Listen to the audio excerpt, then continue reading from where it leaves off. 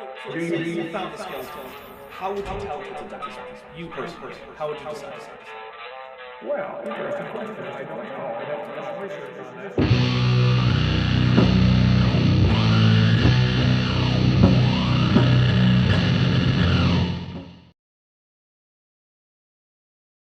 All right, welcome everybody to Eric with Erika. I would say the first one, but I don't know what we're doing. I don't know if this is going to be a thing that keeps going or whatever. But basically, I decided to take a quick little break from Kent with Bent and give Bent some time off. You know, let him play some video games or whatever. Instead, he's put a lot of effort in. Oh, he really does. And it's not easy, you know. No, so, it takes a lot out of you. I can attest to that. I always have fun on these, but afterwards I'm just like, oh, I'm done for the night. That's it. I sympathize. But Erika, you're not in your usual location. Yeah, I know. Believe me. Yeah, that location is unfortunately gone forever to me. Even if I do get to go back, I'm gonna have to find a different place because otherwise I'd just be paying rent on a place that wasn't there, and my landlord. There were issues with that. Basically, for those of you out there who don't know, I'm back in the United States. I'm taking an interruption from my master's degree in order to pick up where I left off once this pandemic is slowed or stopped. I'm one of the many impacted. Yeah. I don't have a lot to complain about compared to a lot of other people, but it still sucks. So what are you going to do? I'm sorry about that. And hey, we got $2 from Ben Hovind, who said, I don't play video games during Eric with Erika. Well, there we go. So, that's so sweet. In case, and by the way, one quick thing about the thumbnail and background that we're using for this. That Dapper Dino cartoon, guess who drew that? That would be yours truly. Exactly. I saw that and I was like, oh, that's getting used in at least a few videos. my doodling in my free. Yeah, I can't 3D design. Yeah, 3D design like you can. I'm not a modeler. Like I can't model things very well, particularly online. I can sculpt decently, but that's good. Not online. But 2D cartooning, man, I did that all during you're school, unfortunately. You're better at it than I am. All right. What we're going to do now is we are going to go over the rules for the drinking game, which, by the way, I do not recommend that you follow the rules because you should stay safe, and these rules are dangerous. However, if you choose, I take no liability, but here they are. Now, these are the same rules as Kent with Bent, but we're going to just transfer them to Eric. So, whenever Eric gets something right, which isn't going to be often, but when he does, we're going to drink for it. Because you know what? Good job, Eric. Whenever it's too stupid, we're going to take a drink. And if someone could please demonstrate this, whenever we hear Godzilla roar, we're going to take a drink. So if someone, Bent or Erika or someone, could quickly give that a demonstration. There we go. Bent is on it. Bent is on it. Look at that. He's even more on it than my actual co-host is tonight. Oh, I know. Yeah, I'm not as hip with the Facebook jive as Bent is, I suppose. That's all right. But we are inhabiting we're extremophiles this evening. We're inhabiting the two extremes, the correct and the so incorrect. We physically cannot stand it. And Faithful Honest True says, you're an alcoholic like me, Erika. That's shameful, with a smiling, crying, with tongue sticking out emoji. Nice. All right. Wait, Faithful Honest and True is here? Oh, yeah, he's here. He's been here for the past few streams. Oh, Faithful Honest and True. Tell Faithful Honest and True anytime they want to have an IRL conversation, I'm very happy to. He can literally hear you right now. Oh, wait. Yeah, why am I saying that? Okay, Faithful, Honest, and True. Anytime you want to have a conversation, I'm very much happy to. Our exchanges on my various YouTube videos are pleasant, but I do prefer to have conversations if that is at all amenable to you. All right, so here we go. We're going to start this. This is an interview that Eric Hovind gave on what seems to be a podcast. And it is about human evolution, so of course I have Erika on it, because, I mean, she's my go-to for human evolution stuff, so... I am here for the primates and the monkeys, or primates subset, monkeys, apes, lorisids, lemurids, we're ready to go. Alright, here we go. Mankind came to be. I'll rewind it all the way. Eric Hovind, welcome back to the Youth Apologetics Training Podcast. Hey, thanks, Michael. Appreciate what you do, man. Really quick, let's lay a foundation. According to secular science, what is the basic story of how let me try that one again, mankind came to be? According to secular science, so according to the evolution worldview, you have the whole idea of people evolving from ape-like ancestors. Now, some people, by the way, if you're out there and you're getting this is your training, you want to be better at answering questions, then don't ever say evolutionists believe we evolved from apes, because they don't say that anymore. They used to say that. But then people are going, well, how come they're still apes? Actually, I have a quick thing to say. I actually think it's fair to say that humans evolved from apes because, like, okay, so gibbons are apes, right? Yes. Humans are apes. Chimpanzees are apes. So if a gibbon is an ape, and then wouldn't the common ancestor of a chimpanzee and a human, which is closer to, it's closer to the other apes, the great apes, than it is to any of the gibbons, that would also have been an ape, right? Yeah, essentially what we're talking about here is it's very similar to saying humans evolved from a mammal, right? I mean, we're obviously technically you can say it because we do have we have many common ancestors that are mammals, but we tend to, when referring to evolutionary lineages, I think typically what is done is referring to sort of differentiating characteristics. So, which is why you would say ape-like ancestors rather than ape ancestors, because it's so hard to draw those lines between sort of the Cercopithecus, like your Aegyptopithecus, and your first true apes like Dryopithecus or Oreopithecus, things like that. And it kind of just covers all your bases. Right. I'm okay with Eric going with this. He's trying to get the lingo right and work with proper terminology. But I have a feeling this is going to be short-lived. Right. Do we? Okay. Here's my question. I need some background information. What do we know about youth apologetics? Is that what I heard? So what I've been having a little bit of trouble getting a hold of a lot of this, but I saw a video that I think is related to this, and I think that Eric taught some like how to share the gospel type classes with college-aged kids on or near some kind of campus. I think it might have been a Bible college, or maybe it was just I want to say actual college, because I mean there are plenty of accredited Bible colleges. That's not fair. Oh, yeah, drink. Fair. That's good.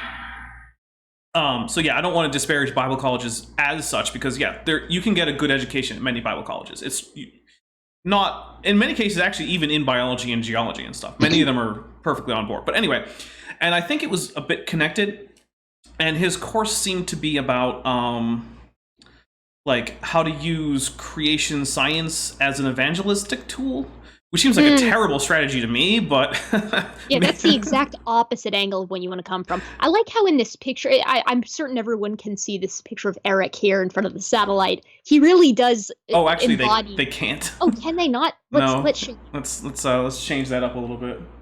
I want to make sure that they can appreciate this absolute roasting of Eric that I'm about to do. So this is him, and of course he's up on screen too, because basically what I did for the background is I cut you out of the thumbnail, and I replaced your talking face with Eric in the thumbnail, or with yourself in the thumbnail. Oh, perfect. So yeah, and of course because OBS never likes to behave, I'm having to use like a cropped screen share, because OBS, you need to figure yourself out. Yeah, OBS is a rogue. Yeah. It is the rogue amongst the video streaming softwares. Eric's up here looking like a PureFlix background character. Oh, yeah. This is really like the headshot that you send in, and then you get like 2 lines, and God is not dead, God's not dead 4 or whatever. Like he looks. This is the standard we're dealing with Eric. And there are good Christian flicks out there. The Prince of Egypt is lovely. Oh yeah, actually that's really good. But there are also put the entire God's Not Dead trilogy into that. You mentioned Bible colleges earlier. I totally agree. There are some excellent Bible colleges out there that you can get great educations at. To kind of fill in the audience on some recent discourse with regard to Bible colleges, though, Liberty University is about to send all their students and staff back to school this next week, which is supposed to be another ramp up for the beer virus. It's not like great. Bad idea.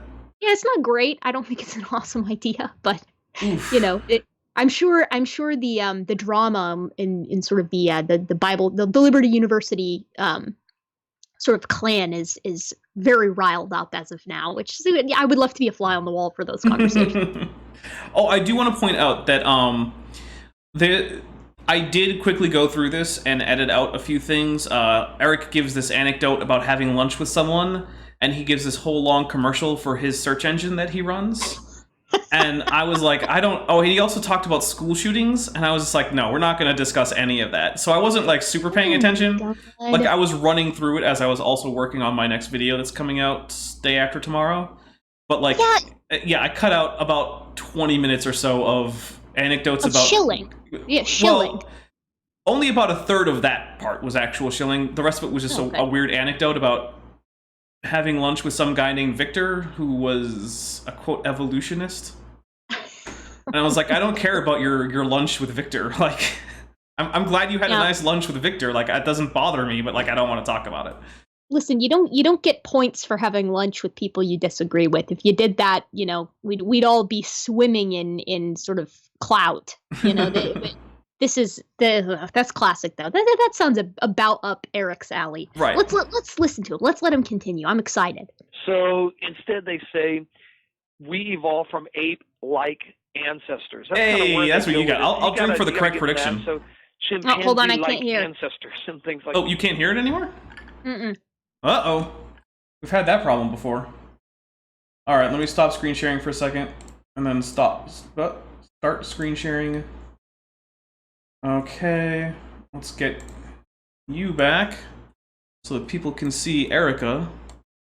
All right, how about this? Yeah, and all my washed-out glory. So that's the evolution worldview where they take it, and Still really good? when you look at it, you know, the whole idea of evolution started by popularized by Charles Darwin in his book on the origin of species.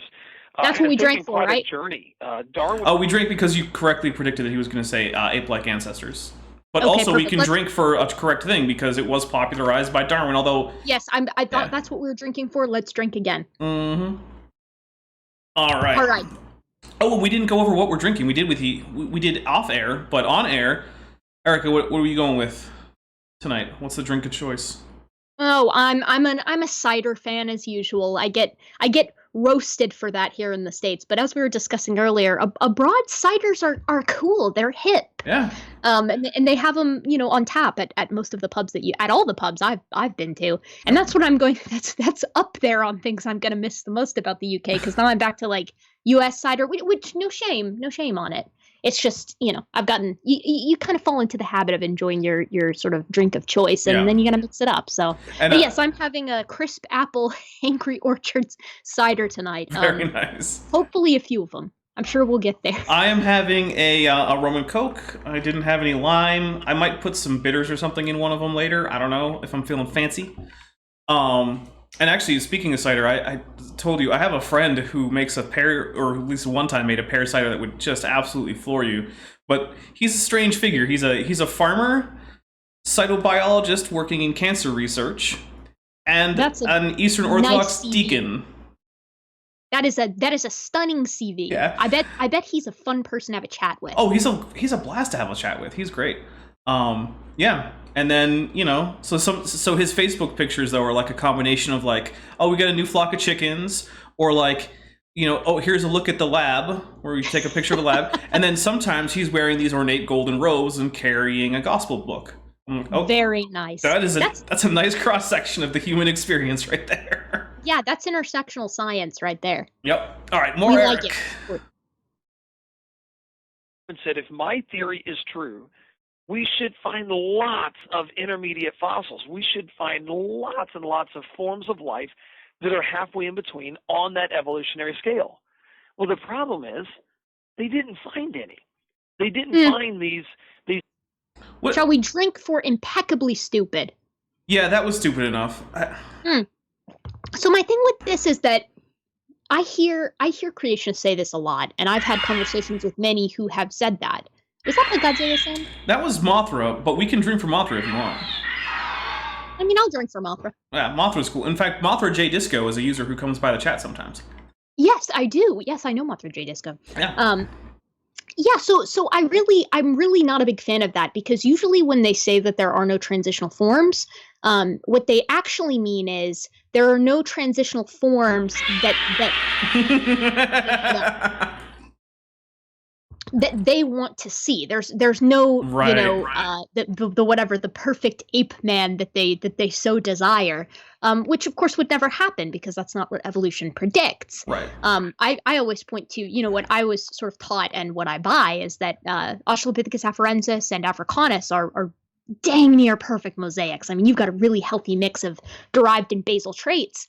But they don't like those ones for some reason, and I always find I'm about to let a video out here soon where it's a very specific, and it's another Genesis apologetics video, but it's specifically with regards to Lucy, because that's the only hominid that creationists want to talk about ever. They never want to talk about any of the other ones. Sometimes Neanderthals, very rarely, but it's Neanderthals and it's Lucy. Never the Ardipiths, never the Paranthropines, none of them. I've heard a few talk about Homo erectus, although they very rarely use the name. They'll just use the colloquial terms, like they'll say, Java man. Yeah, or Cro-Magnon man. Yeah, that kills me. And my thing with that is, it's a very narrow kind of tunnel to take. One, because they love to talk about Lucy as a specific specimen and say things like, oh, well, we don't have her hands and feet, or we don't have, a complete skull and things like that. And completely ignore the fact that we have complete skulls in other specimens, which help us inform, the knowledge of the species. Yeah, she's not the only member of her species that we found. No, exactly. I mean, I point to the Dakika child because that's like, it's you should see the skull. It's beautiful. It's got the vertebral column coming out the back. Like, that's how well it's preserved. And then you've got I always butcher the name. It's like Kathmandu man, I think. Kathmandu? He's a Kathmandu, I think. I think it's Kathmandu. It's definitely, hold on. Hold on. Kathmandu man? Maybe? No. Oh well. Well. Anyways, it's just another specimen. It's got a lot of great postcrania. But yeah, and that kills me because when they say transitional form, it doesn't mean transitional form. It means weird hybrid that is not at all what we would predict. Right. You know what I mean? And completely violates the whole idea of natural selection and how pressures work. They want to see something that is literally intermediate in every single way, which is not at all how any of this works, right? Right. It's just not. It's not how it happens. We know bipedality evolved before large brain cases. So let's let him continue because he's going to say more dumb stuff. I'm bracing myself. Oh. Things that are like halfway. So people actually kind of started making some of them up, and there were several hoaxes and frauds that came about. Oh, hey, Dapper D, I can't hear it again. Oh my goodness! Is this I'm getting nerfed by this? Every single time I unpause, it's like, oh, Erika just doesn't get to hear. I'm gonna change where this is. Sorry guys, now you're gonna get to see a few of my desktop icons.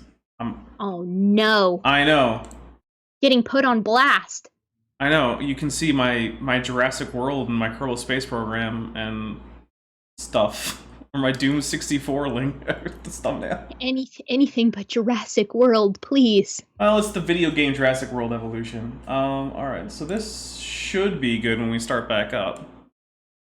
Of Darwin's theory of evolution, in order to try to prove his theory right, they would fake these fossils. Can I hear it? Yeah. Well, they must exist no, I can't somewhere. Hear it. Oh my goodness. If we can't find them, let's just make them. Hold on, guys. We're having some technical difficulties. I don't know what's going on.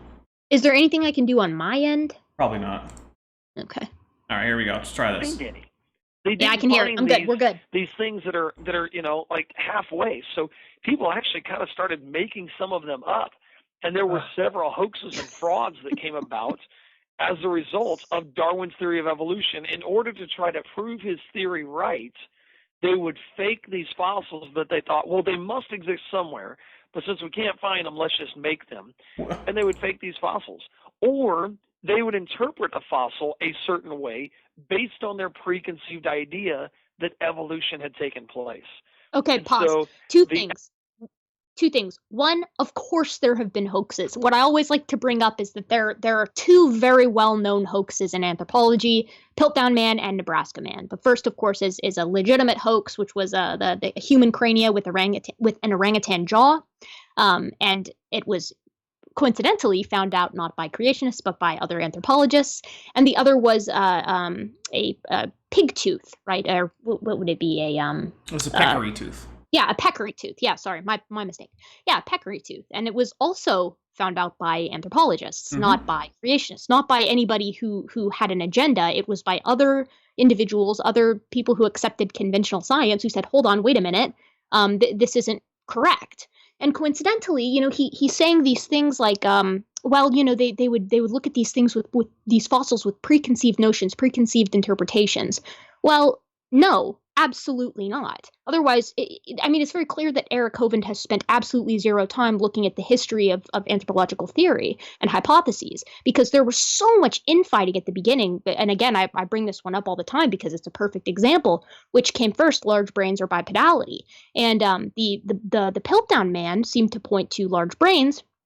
And part of how the Piltdown Man was thoroughly busted was finding the Tong child, which clearly showed a small crania with bipedal adaptions. And so this isn't like anthropologists are sitting here looking and saying, well, it must have happened this way, and so we'll interpret the fossils however we see fit.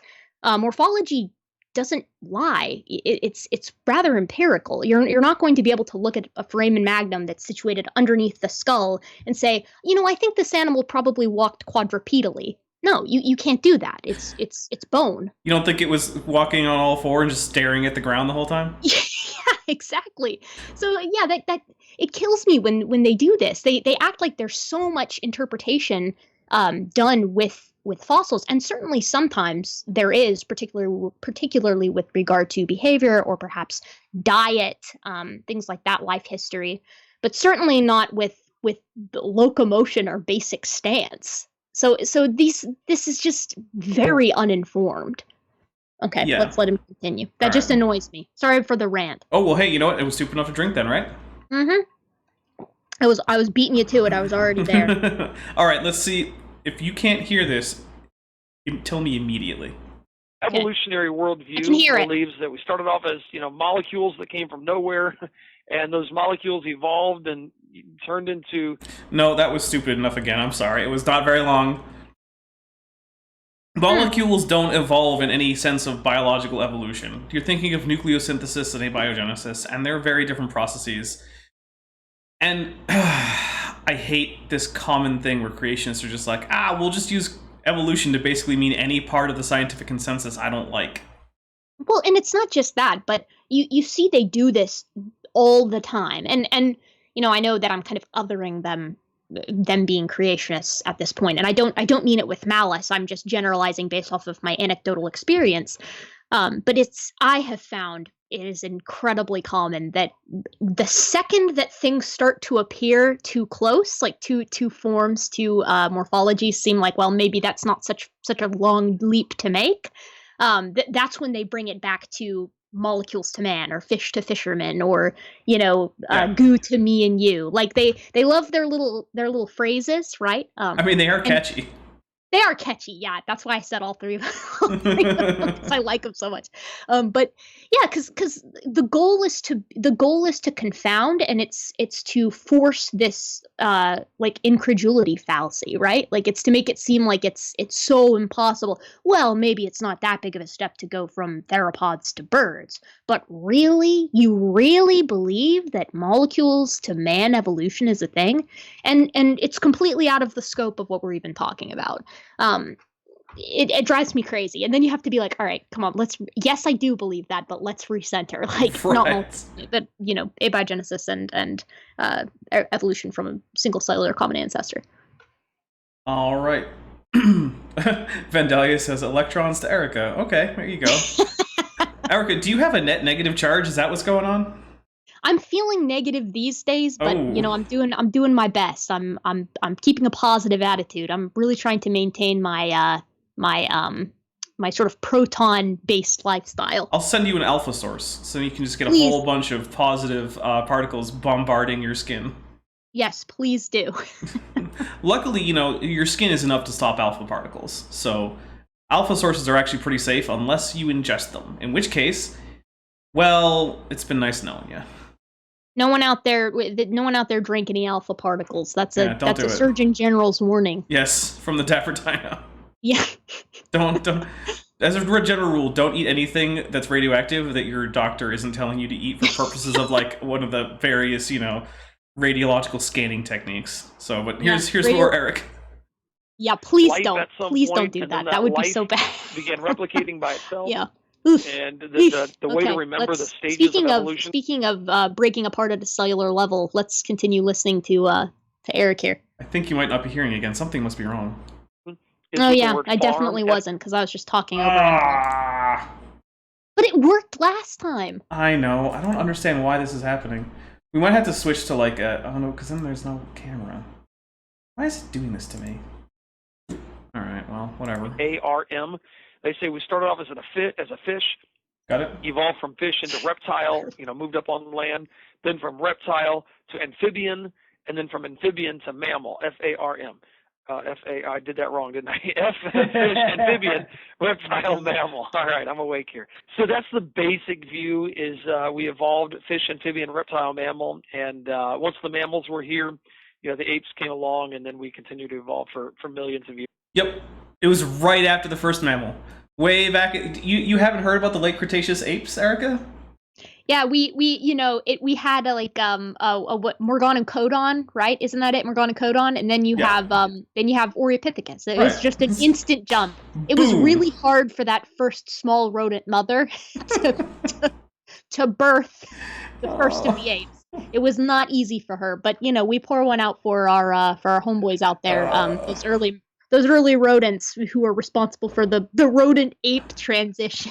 Yeah, like seriously. Oh. Also, I love how he's using this, what is it, like an acronym, as if it's something that's like regularly thrown around in like biology circles. Right. I have never heard that acronym used. The only place I've heard it are from Hovinds. I've heard it from Kent and Eric. Cool. Yeah, that's it. Because I've never heard that before, and I was like, wait, the FRM.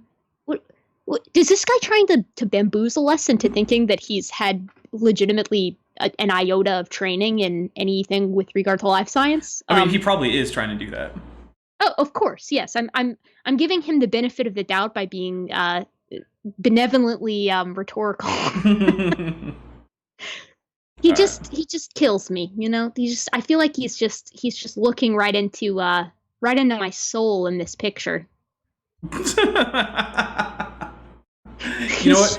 I was thinking, I think he's the guy who, in the Pureflix film, his wife died a couple years ago, and now he's trying to raise 2 daughters and a son on his own, and some beautiful, friendly woman comes around, but she's having trouble in her walk with God, and he's going to bring her to church, and then after he brings her to church, not before, after, they're going to fall in love and get married, and then his kids are going to start calling her mom at the end of the last scene.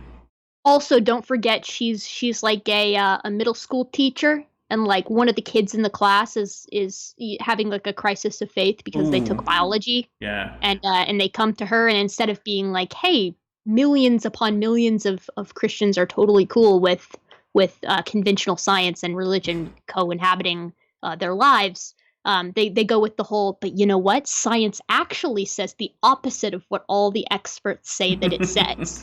Pureflix. Pureflix, if you're listening, send us emails.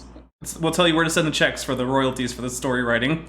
Yeah, you can even slide it in as a little side plot into Kirk Cameron's Saving Christmas 2, Electric Boogaloo.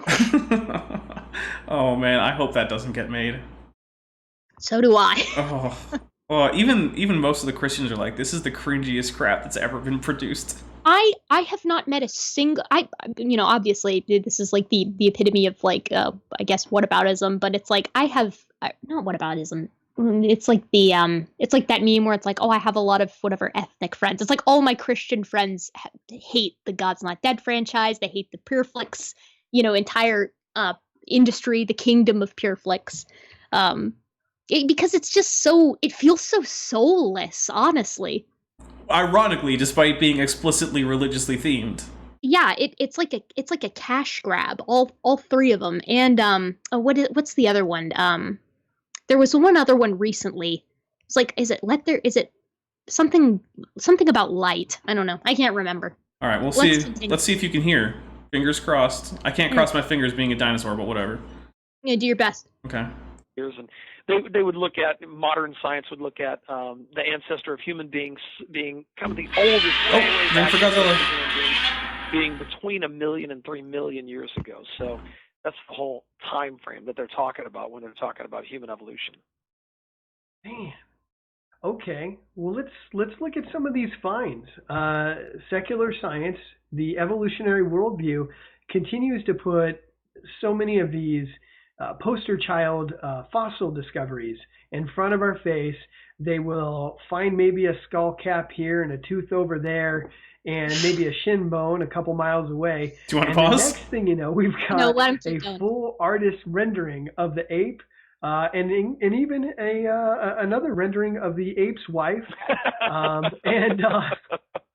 This whole story starts getting spun around what they found when they really didn't find much of anything. Let's pause there. Yeah, they really don't like the reconstructions. I know. I don't know if you've noticed this, but every single video that I watch about human evolution from a sort of creationist take, their hot takes, I have yet to see a single one that does not complain about a given reconstruction. Usually it's Lucy. Usually they complain about how she's got, she's carrying like a child on her hip, which is, that's that image is generated by the Laetoli footprints because you have a smaller female bearing weight on one side. Obviously they weren't heavy tool users, so it's likely she was carrying offspring. And they didn't have opposable toes, so she, the offspring couldn't grip onto her back. So it's likely she was, I tweeted about this the other day, but I genuinely think that these guys have it in their minds that scientists and anthropologists specifically just kind of give a general once-over of like any given fossil find, and then they're like, yeah, all right, let's send that one. Let's send that one off to the paleo artists and see what they come up with absolutely zero forethought into what the find actually is. But while I will say that we certainly find a lot of teeth, the reason we find a lot of teeth is because of the enamel and the dentin. They just preserve super well. Yeah. Enamel is already basically a rock. Yeah, exactly. We find a ton of teeth. That's absolutely true. But they say it that way. They kind of say it in a way that makes it seem like we find almost exclusively teeth, which is absolutely far from the case. We have many, many, many nearly complete skeletons of almost every representative, at least that I tend to bring up frequently. There are a couple in there, like Kenyanthropus platyops and Paranthropus boisei, that we have like a pretty good crania and like a little bit of postcrania too. And that's like it. That's the holotype. But most of the individuals that we speak about when we're considering hominids and sort of the human evolutionary line, so to speak, or at least the gradient that we look at, we have a whole lot of individuals, because the cool thing about primates is that they're socially living. We're social living animals. Our entire order is characterized by socially living species. There are a couple of individuals that are more solitary than others, of course, like orangutans and certain, usually the mouse lemurs. But by and large, we inhabit areas together, and so we all die in the same place, which is why, like Rising Star Cave, you find a ton of hominileti all together. And whether or not that was because it was like a predator den, or whether there was some symbolism to the location, is we don't know yet. Right. But we find a lot at once. That's just how primates are. And I just want to read a quick super chat for €549. That's 5.49, not 549. Just to make that clear. Just from Luca Meduno, just a tip, nice stream. Thank you very much, Luca. And Luca is coming to us from deep inside a quarantine zone over there in Italy. So everyone, stay safe, Luca. Yeah. Like I say, I'm glad. One of the things I was thinking about today is it's nice that at least for a few people we can help pass some of this time when otherwise people might be able to go out and hang out with their friends and stuff. You know what? You can hang out with us here on YouTube, hang out, talk to the chat, talk to us. You know, it's something. It might not be a replacement for everything you're missing, but at least we have something. So. Absolutely, and yeah, the Italy situation is absolutely dire. You know, it's rough over there. I definitely know. I have a friend whose family's in Milan, and I have a friend who's living in Rome, and that's a scary situation. That's why we gotta take action and be good apes to one another here in the States and in the UK and in the rest of Europe and wherever abroad you are. entirely. Yeah, just you guys stay, be cool. If you go out, keep to yourself, socially distance, be, whatever, do the deal. No handshaking. Yeah, no handshaking, no sneezing in each other's faces. Let's just keep it, keep it cool. What if they're into that? Then do it in the confines of your own house with a lot of consent. I back to this whole deal with Eric. I mean, let's if we really want to go through it, it's like we have an excellent specimen, actually several partial and indeed an almost complete of Sahelanthropus. Auroran, we have definitely a partial. Auroran needs a little bit of looking at. Artipiths, though, excellent representation. Anamensis, Afarensis, and Africanus, incredible representation in the fossil record. We don't know what to do with all the Afarensis individuals that we have. We have a ton of different members of habilis. Rudolfensis is kind of also habilis, so they kind of operate in this little Venn diagram within one another. Erectus, unbelievable representation. You can't throw a rock without hitting Homo erectus, apparently. A great many Neanderthal, a great many Heidelbergensis, Ergaster, depending on if you think Ergaster is separate from Erectus or not, plenty of representation, even if it is by itself. Right. Naledi, obviously, we have a whole cave full that we're still pulling individuals out of. Same with Floresiensis. And of course, Sapiens, there's tons. So, they like to act like there's we have like the famous quote is you could fit all of the hominids specimens that we have on like a billiards table. But the problem is that quote was from like back in the 70s. I mean, this is not up to date. Genesis Apologetics does this too. Their videos on Lucy are all like, for instance, they talk about how we have a bunch of partial skeletons and there just isn't that great of a representation, and then they justify that by using a paper from 2009. And one of the things they do is they pick up this. It was when one of the the Jane and John, I think, skits. They're going through this trunk that has all this stuff about human evolution for some reason. They gave some explanation that didn't make a whole lot of sense, but whatever, it's just a skit. And he's like, "Oh, you want to see what they found for Lucy's skull?" And he holds up a little plastic baggie full of the skull fragments that were found. And it's like, yeah, when you put them all that are broken, like if you take a full human skull, right? You crush it down so that it doesn't maintain its shape. It's just a bunch of bone fragments. You could probably put it in a pretty modestly sized bag because it's not a huge volume of bone once you take out all the empty space. But that doesn't mean that you have a ridiculously small amount that you can't draw any conclusions from. These are the same people, mind you, who are totally okay with forensic anthropology and police investigations and criminology sort of reports that do the exact same thing with human remains. There's something I want to address really quick in the chat. We got someone named Koternix who claims that he's been breeding quail with unfused metatarsal bones, and he wants to know if that's unusual. And I want to say that is extremely unusual because unfused metatarsal bones is a trait that you don't find in crown aves. You have to go outside of crown aves before that becomes a common trait. So that is an atavism that would be, I would compare it to like if you found a whale that didn't just have hind legs, but it had like, full walking legs. Maybe they're small, but they actually looked like, like a pig's leg. Like, yeah, if you found like that, and that was the kind of legs that you found on like a modern dolphin, that's the kind of thing that it's probably even more extreme than that.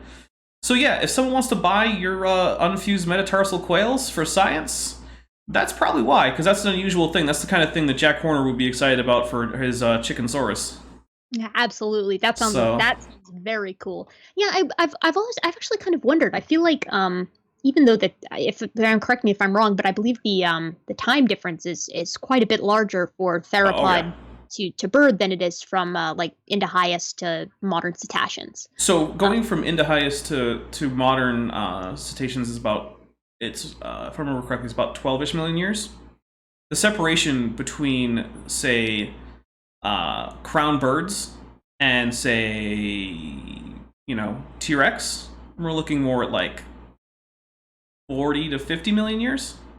So isn't it absolutely fascinating that really and truly we see the reemergence of sort of older traits almost frequently popping up in a lot of our modern members of Aves, but not so much with our cetaceans. Yeah.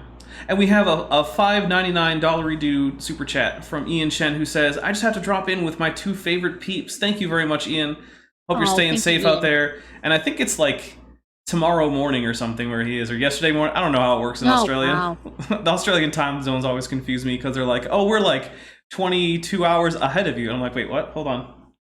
Oh, yeah. Well, yeah, you're Pacific, too. Yeah, I'm Eastern, so... God, yeah, I don't even know what time it is in Australia. It's probably early, yeah. I can't keep track. All right, let's see what Erika has to say here, and let me know if you can hear. Already some of the fakes. Maybe we should start there. Like Piltdown Man. Who's that? Piltdown Man. Piltdown Man is now known as Britain's greatest hoax. And is that Britain's great? You were just in Great Britain. Is that Britain's greatest hoax? I have personally not heard it called that. and the thing is that I cannot emphasize this enough. You have two prevalent hoaxes in anthropology. Do we really want to compare that to the hoaxes of biblical antiquity, or indeed, the antiquity of any given any given civilization? People hoax things constantly if it's going to make them a little cash or get them a job offer. It's actually incredible that we've had as few hoaxes as we've had in paleontology in general. Yeah. And that's because bones are way harder to fake than the Ark of the Covenant or something. Right. People can just build something and say that it is that, very rare thing. Right. Bones you can't do that with. So. Yeah, it's easier to fake a man-made thing when you're a human, because humans make human-produced artifacts. Right. It's really hard for you to grow your own fake dinosaur. How would you do it? Exactly. Yeah, and if you could, you're probably going to be putting those resources to something other than hoaxing paleontological finds. If you can grow a dinosaur to fake a fossil, just grow dinosaurs and sell that. You're really missing out on the true calling there. Right. But notice what they're doing here. Notice how they're framing it on the outset that let's start with the hoaxes, as if that is that's going to encompass probably the majority of the time. And then we're going to spend, I guarantee you, a very measly amount of time discussing probably Lucy. And then I guarantee you, we're going to have a conversation about how Neanderthals are just humans, quote unquote. Yeah. And by the way, Quaternius, I'm not sure what an unfused hip would mean. So maybe if I saw some x-rays or something. But if they really want to buy some birds, if they want to pay you enough, I'd say go for it. You can always breed more. Let me know if you can hear this, Erika. It's BBC actually did over there in England actually did the documentary on this. Well, they showed, look, Piltdown Man was a deliberate hoax. It was a fraud. Yeah. That was drink for getting it right. Yep. Gotta open up a new bottle. You're already on drink number 2. Come on. I'm going fast. Oh, and we got a $10 super chat from Dino Boy Legos at MOCs. Thank you very much for your super chat. Just found this channel very recently, and I'm already a fan. Keep up the great work. In fact, Erika, did you know that about 45-ish% of my subscribers have subscribed in the past 10 days? Really? Yeah. Did you get a shout out from someone recently? No, one of my videos started kicking in with the algorithm and just getting promoted. Oh, very nice. Yeah, it got about 35,000 views in the course of about a week just from the algorithm. Oh, that is sweet. Very nice. Yeah, so a lot of new faces are showing up. So it's a lot of fun to have new viewers. And so I want to say a special hello to all of you people who have found me in the last week and a half. Dapper D makes good content, you guys. Stick around. Yep. And so does Erika, and her channel is linked in the description. So don't give me that. You do make good content. Drink. Look, I always enjoy it when you release a video. Like I said on a comment to one of your most recent videos, I said, this is just what I needed this morning. And it was true. It was. Those are my lower effort. You know what? It doesn't reaction matter. Vids. It was still fun. Content. Although I gotta say, reading doggo epitaphs from like ancient Rome and ancient Greece, I was like, that's so cute, but also I would think I might want to go cry now. It's so sad. That actually breaks my heart. I don't know. It's very cute. Humans and our dogs, we've always been close. But yeah, I was like, oh, this is kind of sad. I know some of those actually do make me tear up a little bit. You're just like, so if you want to have a good cry, go check out Erika's episode 1 of her what was it, 7? It's response to answers Genesis Apologetics, 7 reasons why evolution is fake or something like that. Oh, there's 7 myths about the Bible, which is Noah's Ark and the flood. It's just it's actually a mess. Go watch the first part of her episode 1 if you want to have a good cry about people and their doggos from thousands of years ago. Hey, my openers are cute for that too. Enjoy those. I worked very hard on them. Yeah. All right, let's see more. Let's Eric. Continue. Give me the thumbs up if you can hear. Invented. Yes. Basically, what? Thumbs down. Thumbs down. Skype. We had it for so long. Skype, what are you doing to me? We had it, and then we lost it. Oh my goodness. Skype is killing me today. They really are. Oh my goodness. This is an unusual thing. I've had this happen once before, but it was only one time during the whole stream. What happened was a guy named Dawson, Charles Dawson, said that, look, we found this Piltdown man. And what happened is somebody took the jawbone of an ape and the skull of a human and filed... But a human's... Oh, drink from Mothra. But a human jawbone would already be an ape's jawbone, so he should be way more specific. But I guess he is he right enough to drink for? He's... yeah. Okay.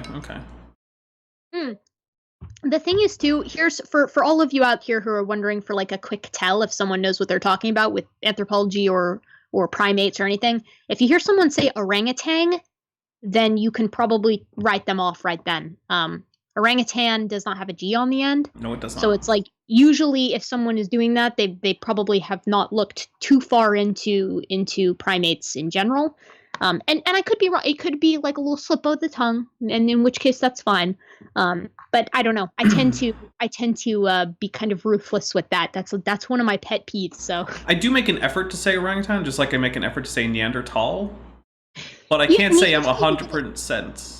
You get a pass on Neanderthal because the thing is that it's in the specimen was originally found in the Neander Valley, right? So and I believe. I might be wrong on this. Tall is like of the Neander Valley, right? So it would be Neanderthal of the Neander Valley. I'm not quite sure on that. But I've heard it pronounced both ways. I say Neanderthal just because that's what my professor has said, and that's what I've heard most frequently from anthropologists. But no one's gonna like bite your head off if you don't, right? Well, but orangutan, someone will, because that's. I go with Neanderthal because I've seen multiple etymologies proposed. But none of them involve a language where the th digraft is pronounced as a th sound. Right. So the most common ones that I've seen are like either it's German or French etymology, and in both cases the th digraft is pronounced as a t. As a t. Yeah. I'll trust you. You're the linguist here. I'm the dino guy. I'm the linguist guy. It's got too many things. I got too many hats. The bird guy. Well, that's part of being the dino guy. Yeah. Oh, fair enough. Yeah. Okay, fair. Drink for me being wrong. Oh, okay. Here we go. Them down to make them fit together. Thumbs down. Skype. Oh, you know what? So I was thinking maybe we should do this on like StreamYards, but last time I tried to do StreamYard screen sharing with audio for other people to hear the audio, it didn't work out super well. So I don't know. We're gonna have to try and figure something out, but yeah, we can work it out. Yeah, we'll just keep doing this thing for at least for now, and then if. We might have to do some kind of a test some other day just to see if this is a one-time thing, but like an off-air test, so that we don't have to torture everyone with this. Here we go. Acid and buried them over in a gravel pit in Piltdown, England. Yeah. Okay. And then a year later, they took their class that had been studying evolution. They took their their class out on an expedition, kind of like going and looking for fossils. And he took them to the location where he buried this ape and human, head, ape skull and human jawbone. And they discovered, Piltdown Man. And now it's known as a great embarrassment to the scientific community when they realized that the teeth had been filed down to make them look human. The bones and the teeth had been chemically treated. And some of them were even painted to give them the appearance of being really, really old. And so now it's known as a great hoax and kind of a very, very embarrassing, a black eye for the scientific community of England at the time. However, I just have to say, it's not that embarrassing. What's more embarrassing is that time that a guy soaked some wood chips in teriyaki sauce and successfully passed them off as artifacts of Noah's Ark. That's embarrassing. I agree. Plus, I don't know. There's just, this is kind of a little bit rude, I guess, but there's almost like a hint of desperation here, where it's like anything that can make the scientific community look, as if it doesn't know what it's doing. Meanwhile, enjoying all of the merits that this very same community sort of allots you in your modern life. And anthropology, there's a reason why, no one ever thinks, right? Like, there's a reason why the Piltdown Man was figured out, and that's because other anthropologists got to get a good look at it, and they noticed the file marks, and they noticed that it was an orangutan jaw, and they noticed that the seaming of the skull was similar to a human crania, and that's how they busted it. And because of that, if anything, because of that, every single subsequent find has been examined with such scrutiny that we can be almost positive that shenanigans have not been played again. Because it's like a fool me once type thing, right? Right. Like, and of course, we're better at examining fossils now, so fakery is more obvious. Absolutely. And anytime that you've got, anytime that you've got like true mineralized bone or anything like that versus a legitimate like skeletal remains, right? I mean, that's another lovely little chunk that we get to utilize, right? Because if it's true skeletal bone, your specimens are going to be a lot easier to differentiate, right? Right. All right, make sure you give me the thumbs up if you can hear. Before it was discovered to be a hoax, this was the poster child for ape to man evolution. They started teaching it in the school. It was actually taught in the textbooks as evidence of evolution for more than 40 years. For 40 years, they used this as an evidence of evolution. It's sad to me. The guy who did this, Sir Arthur Smith, I believe. No, the identity of the hoaxer has not been positively identified. The thing with that too is that it's like most of the field, like the vast majority of the field of anthropology, if I remember correctly, this was Piltdown Man was early 1900s, and most of the field of anthropology really took off 60s, 70s, 80s, because that's when people were actually like, wait a second, maybe we should be spending a lot more time, in Eastern and Southern Africa. And then all of a sudden you can't, throw a rock without hitting a hand axe, right? Or the rock is the hand axe, and you're finding, remains all over the place. So to act as if, they're really reaching if you're really white knuckling this hoax from 1910 or 12, I believe it was. Over a century ago, basically. Yeah, right. And you're kind of just like, well, if that's what you got, fine. But, it's no one, I certainly don't find it convincing, right. Particularly with, as we mentioned earlier, all of the hoaxes of biblical antiquity as well. Right. No, yeah, and the thing is that the fact that people have successfully hoaxed biblical antiquities doesn't make me poo-poo archaeology, right? Like, did you find out recently the Museum of the Bible found out that all of their alleged Dead Sea Scroll fragments were fake? Yes, I did see that, yeah. Also, I just pulled it up in the background. The Piltdown Man was proposed and sort of discovered, quote-unquote, in 1912. Okay. Charles Dawson. But it was discovered in 1953 to be a hoax. So... Okay. It's again, we're still outside of that sweet spot range. Right. But I mean, I don't know. I don't find it very. I don't find it very compelling that we're still having to have this conversation about Piltdown Man. Right. I mean, you learn about Piltdown Man in like baby's first anthropology class too. So it's, I mean, it's not like this is a besmirchment on the entire history of anthropology to the point where no one will talk about it. Right.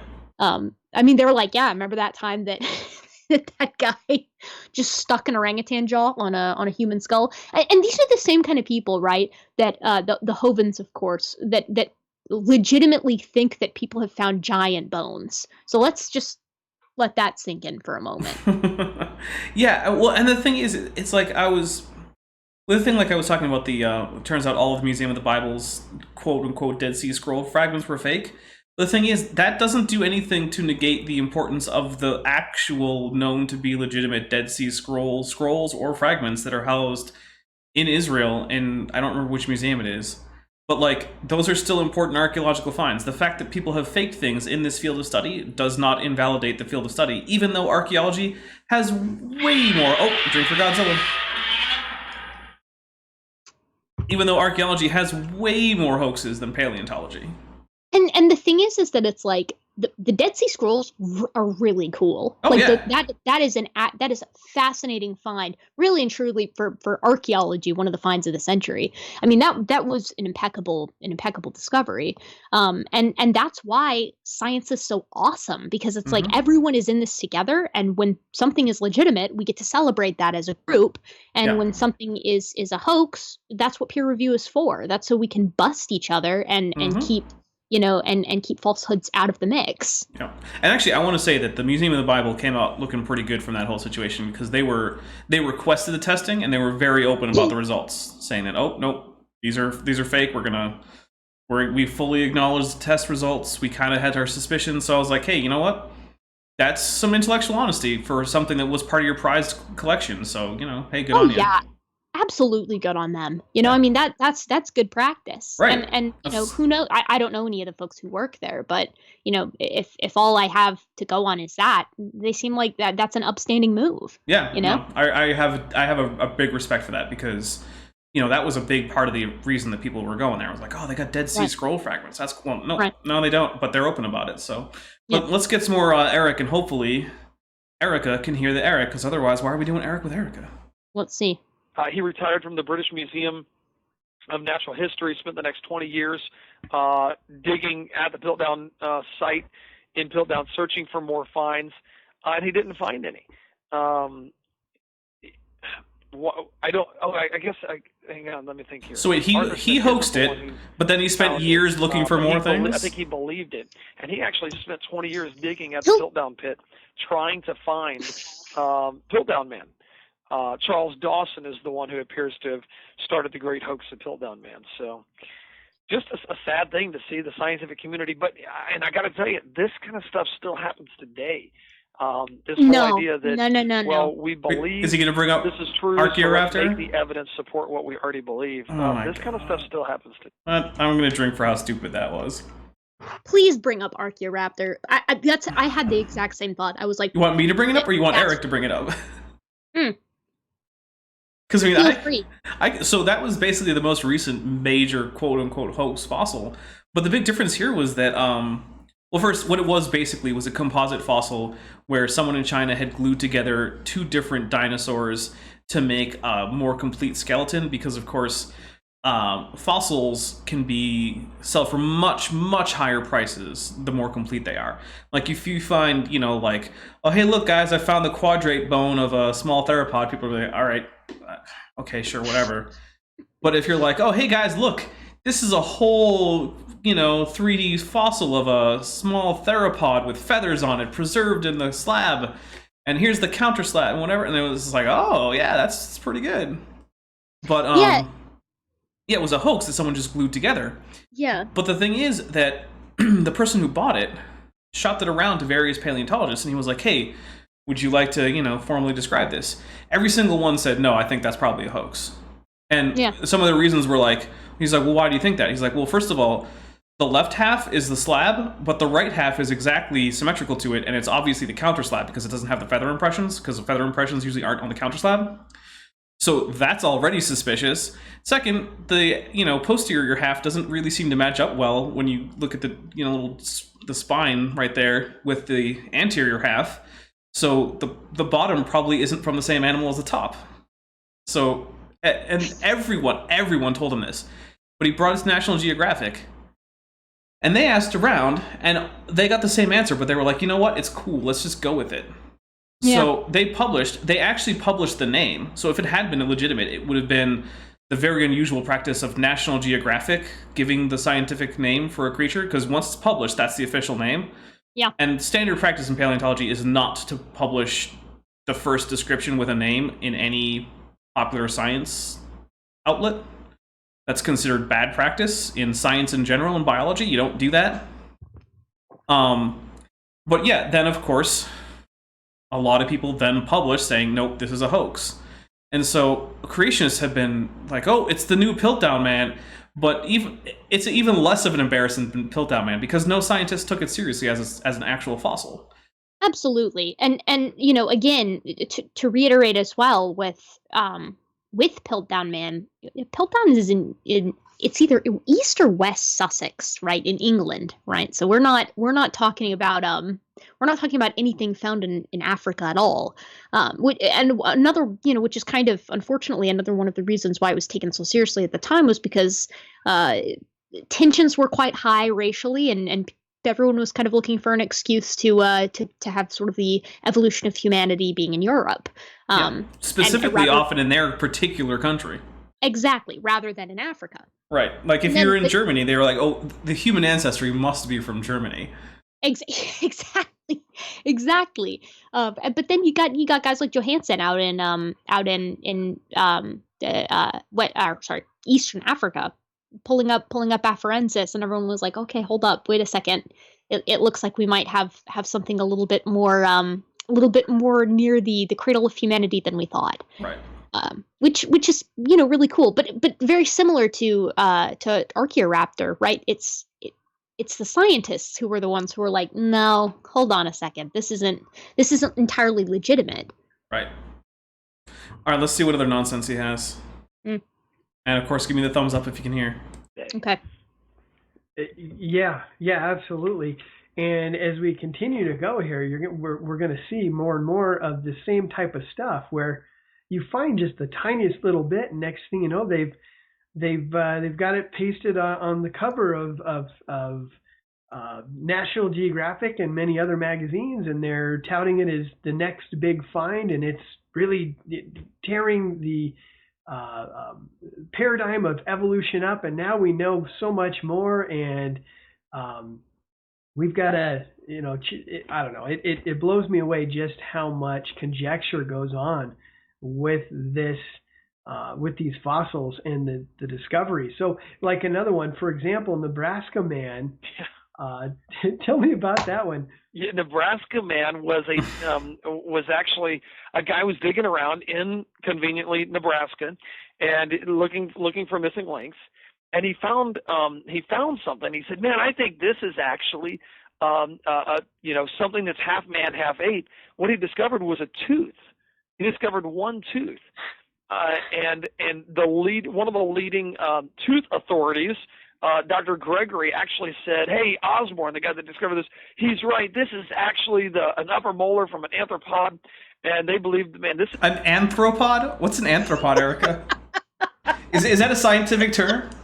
Yes, the very enigmatic arthropod primates. They were very good at what they did, which happens to be non-existing. I'm hoping that he's going for anthropoid, which that's a thing. It is a thing. I mean, we're anthropoids, or simiiforms is the other thing that they're called. But I mean, guys, like those of you out here who are scanning and genuinely trying to figure out what's going on, finding truth for yourselves, or just investigating anthropology in general. If you hear someone use the term anthropod, that's probably when you need to change sources. That's probably a good course to change. Maybe the anthropods are the crab people from South Park, because there's like a combination of arthropod and anthropoid. Crab people. Right? Yeah, maybe those are the anthropods. All right. I mean, oh my god. I mean, and the thing is with Nebraska Man too is that it's like this again. Once more, this is before anyone had any idea that the vast majority of human evolution, again, depending on where you draw the line for human evolution, let's say primates, the beginning of the order Primates, is in Africa. So everyone was desperately hoping that the origin of humanity is where I come from, which is why you've got backwater, tooth experts, as our boy here put it, claiming that a peccary tooth, which is it's essentially a pig type animal, is an anthropoid molar. What are you gonna do? Everyone wants their claim to fame, but notice I am gonna wager that we're probably not going to hear from Eric who it was that debunked the Nebraska Man. Not even a debunking. Nebraska Man was never taken seriously by anyone in the scientific community. Okay, so we have a $3.99 US super chat from Brainbug, who says Oculodentavis congrae, I can't say these, Lepidosaur or Archosaur? I am currently actually leaning towards Lepidosaur on closer examination of the original scans that were in the published paper. So one of the problems that we have is that we don't really have the posterior end of the skull, so the temporal fenestrae are not really easily observable. We do seem to have some preserved scales, which would be unusual for a bird head, which is basically what the author said it was. Source. Yeah. And another problem is that there's no hint of an antorbital fenestra, which even hummingbirds have. This is our new amber partial, right? Mm-hmm. Yeah, that's what I thought. So there's been some contention that it might actually be a lizard, basically. And I'm actually still a fascinating. Oh yeah, it's really cool, and absolutely. I'm currently actually leaning towards lizard. It broadly looks like a sort of a stem bird skull, like a Paravian. But when you dig into the very details, like it doesn't seem to have an antorbital fenestra. The quote unquote particularly avian sclerotic ring is it really that characteristically avian?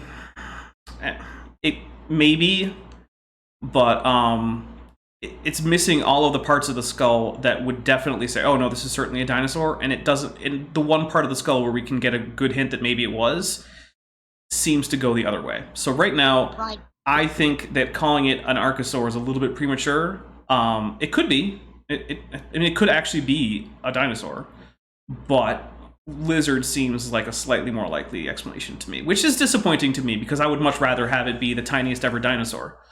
Yeah. Because that would just be cool.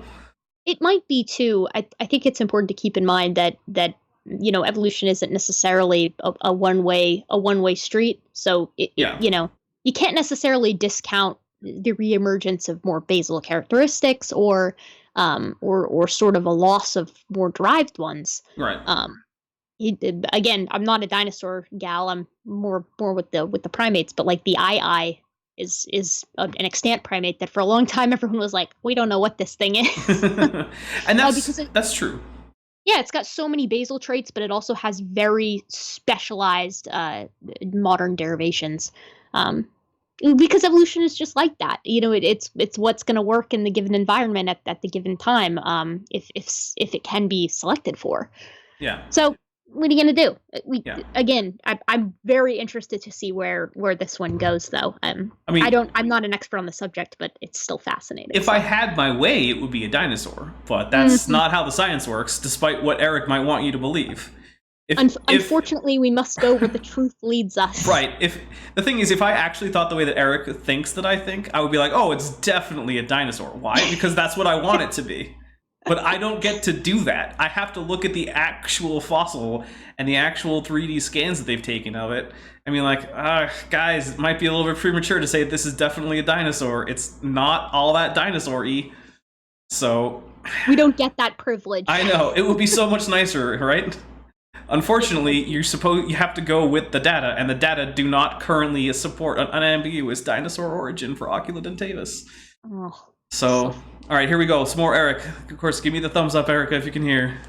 This is proof that humans were here in America. It was in Nebraska. Well, later they and this was in the newspaper, and there was an artist rendering. Of course, that's all they ever have is artist renderings. This artist rendering of this guy carrying a club, and then you can see his wife kind of behind him, hunched over on the ground. You know what? That's an accurate description of the painting. So we're gonna drink for it. Fair enough. Fair enough. So here's the thing, though. That was published in a British newspaper. It wasn't published in any journal. No scientist took this depiction seriously. It was published, I think it was like by the London Times or something. So here's the thing about newspapers, right? They exist to sell copies. They don't care all that much if they're sensationalizing things. A scientific journal has a different model, right? They're expensive, but they're expensive for a reason. They're expensive because the only people who really care to get them are basically like colleges and universities. Right. And they're expensive because given that low subscribership, they have to be to maintain, publication. But for that reason, the only reason that universities and other institutions like that want to have a subscription to these journals is if they're accurate and sober and not fantastical with their claims. So the incentive structure for a newspaper to be accurate in matters of science there's really very little incentive to care that much. This is precisely why every few years you'll see a new header that's like new find completely rewrites human evolution when It's like that's not actually what's happening. It might be changing the date by 15,000 years or adding a new branch to the tree. Right. But there has not, to my knowledge, been a find that has completely rewritten. You want to know my favorite dinosaur popular media headline trope is? Please do tell. Calling any theropod by the moniker T-Rex relative. Ugh. Every single theropod is like, new relative of T-Rex found in urgent, and I'm like, oh my god, guys. The allosaurs really just get roasted on that one too. The super enigmatic, very prolific species just gets absolutely overshadowed by the Tyrannosaurus. I know. Well, I mean, they're bigger, so that's the thing. Everyone likes the gigantic size. Like, did you see my tour of a dinosaur skeleton video? Yes, I did. Yeah, that's to scale. That's me to scale with the Tyrannosaurus. That's how much bigger it is than me. They're huge. Yeah. It's. I think. Correct me if I'm wrong, but isn't it just Spinosaurus and maybe Carnotaurus, depending? Not Carnotaurus. It's a not Carnotaurus. Okay. So there's another group called the Carcharodontosaurs, which are related to Carnotaurus. They're both drink for Godzilla. Oh, twice. Which also means I'm out. So after I describe this thing about theropods, I have to grab a drink. So Carcharodontosaurs, as well as Abelisaurs, which is the family for Giganotosaurus, which is bigger than T-Rex, and Carnotaurus, which is the most famous Abelisaur. Although there's a Abelisaur named Thanos, by the way. So there you go. That genus name has been taken. But they're both Allosauroids. So they're both Allosauroids, which is one of the two big divides in theropods. Basically, once you get to like the middle of the Jurassic period, the only theropods left are Allosauroids on one side and Tetanurans on the other side.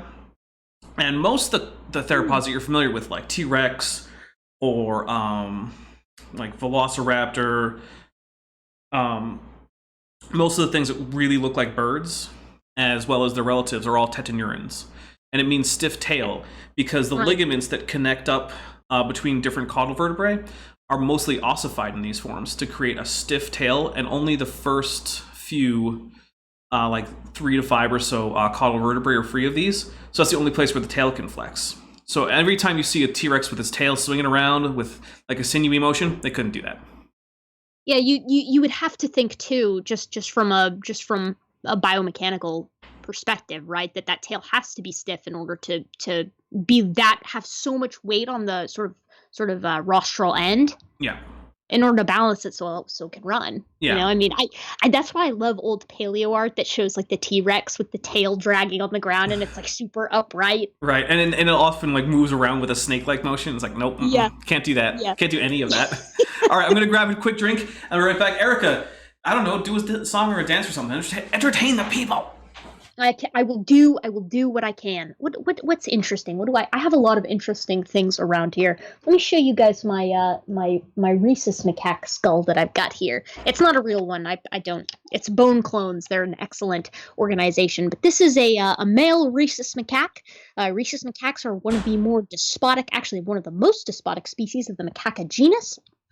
And when I say despotic, I mean mostly just aggressive. They differ from their more tolerant or egalitarian cousins like the Barbary macaques or Tonkin macaques, which have a much more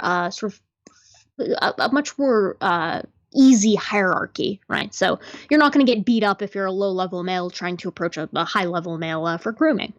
Another thing that's kind of cool about macaques is that these guys, at least to my current knowledge, are more closely related to us than the members of genus Papia, which would be the baboons. So very cool guys. We love macaques. These are the guys that hopefully, if I can get my field work back on track one of these days, probably going to be as soon as this pandemic wears off, I'll get my butt over to Malaysia and get that going. But my species are very similar to rhesus macaques. I like macaques. Just want to put I that love out macaques. there. Yeah. I think they're just better baboons. Oh, they're just. Have you heard about the monkey street wars in Thailand? I have. That's sad. I believe those are crab-eating macaques. They're sometimes called long-tailed macaques, Macaca fascicularis. They are also on the despotic end. They are not nice. Oh, well, apparently they're even Apparently they're even less nice when they're starving to death. Yeah, that's the thing. Once they come to rely on the tourists and then the handouts stop, they start getting a little antsy. And yeah. I bet you it's throwing their hierarchies into whack, too. Oh, yeah. They're mean. I mean... but I like them. Once you're at the stage where, like, you're going to get, like, a 50 monkey fight over a single banana, it's going to be hard to maintain actual hierarchies in your troop. Like, come on. Here's the thing, too. They are way stronger than they look for their size. Like, I would not approach an adult... crab-eating macaque if you paid me to try to take something from them. No, yeah, I expect that wouldn't go well. It would not. Like, I feel like most humans, if it came down to like a fight to the death, where you're each gonna fight until the other one is just dead, human could probably win that fight just with sheer bulk. But it's not gonna be a fun time. You're not gonna enjoy that. Well, here's the thing with those macaques, their canines are pretty impressive, particularly the males. So you're gonna want to avoid being bitten at all costs because the whole literally you've got massive honking canines and the females have pretty big canines too. But you've got big canines on a species that is essentially frugivorous, opportunistic omnivores. So they'll eat vertebrates if they can, but they're not gonna like seek them out. Right. So those canines are just for inflicting wounds during fights. Yay! So it's like you really don't want to get in a fight with them. They will mess you up. And we have a $10 super chat from Maya Atkinson saying, "Sorry I'm late, Maya. That's okay. We're just glad to have you here." We're glad to have you here. In fact, Maya actually she has moderated for me. She moderated for me once, so that was very nice of her. And she actually even appeared on camera, if you can believe it. Not that she shouldn't. She's beautiful. Oh my! Wait, are we to expect an upcoming debate with our boy here soon? I don't currently have one scheduled. I was offered one with Nephilim Free, and I was honestly like, I don't know that I want to debate Nephilim Free. Because I don't want to debate Nephi. So my thing about Nephi is he has two modes as far as I can tell. One is ramble over his opponent, and the other one is rage quit. Yeah, that's the thing with like standing and particular. I had a very pleasant time with praise that I am, but really most of the guys, even Kent was okay with me. I mean, he's a little condescending, but yeah. I think he's condescending to everyone. But yeah, the thing with Nephi is that I don't think that would be a legitimate conversation. Like at least with standing and praise, there's sort of the idea that it's a two-way street. There's not so much with Nephi. Yeah. No. At least not that I've seen, in the interactions that I've seen with him. Praise has said that he's been working on that with him, and he asked me to go look at a debate that he hosted with Nephi, and I was like, it's a little bit better, but I'm going to have to see some serious improvements in his debating behavior before I take that, because it's just going to be a waste of time.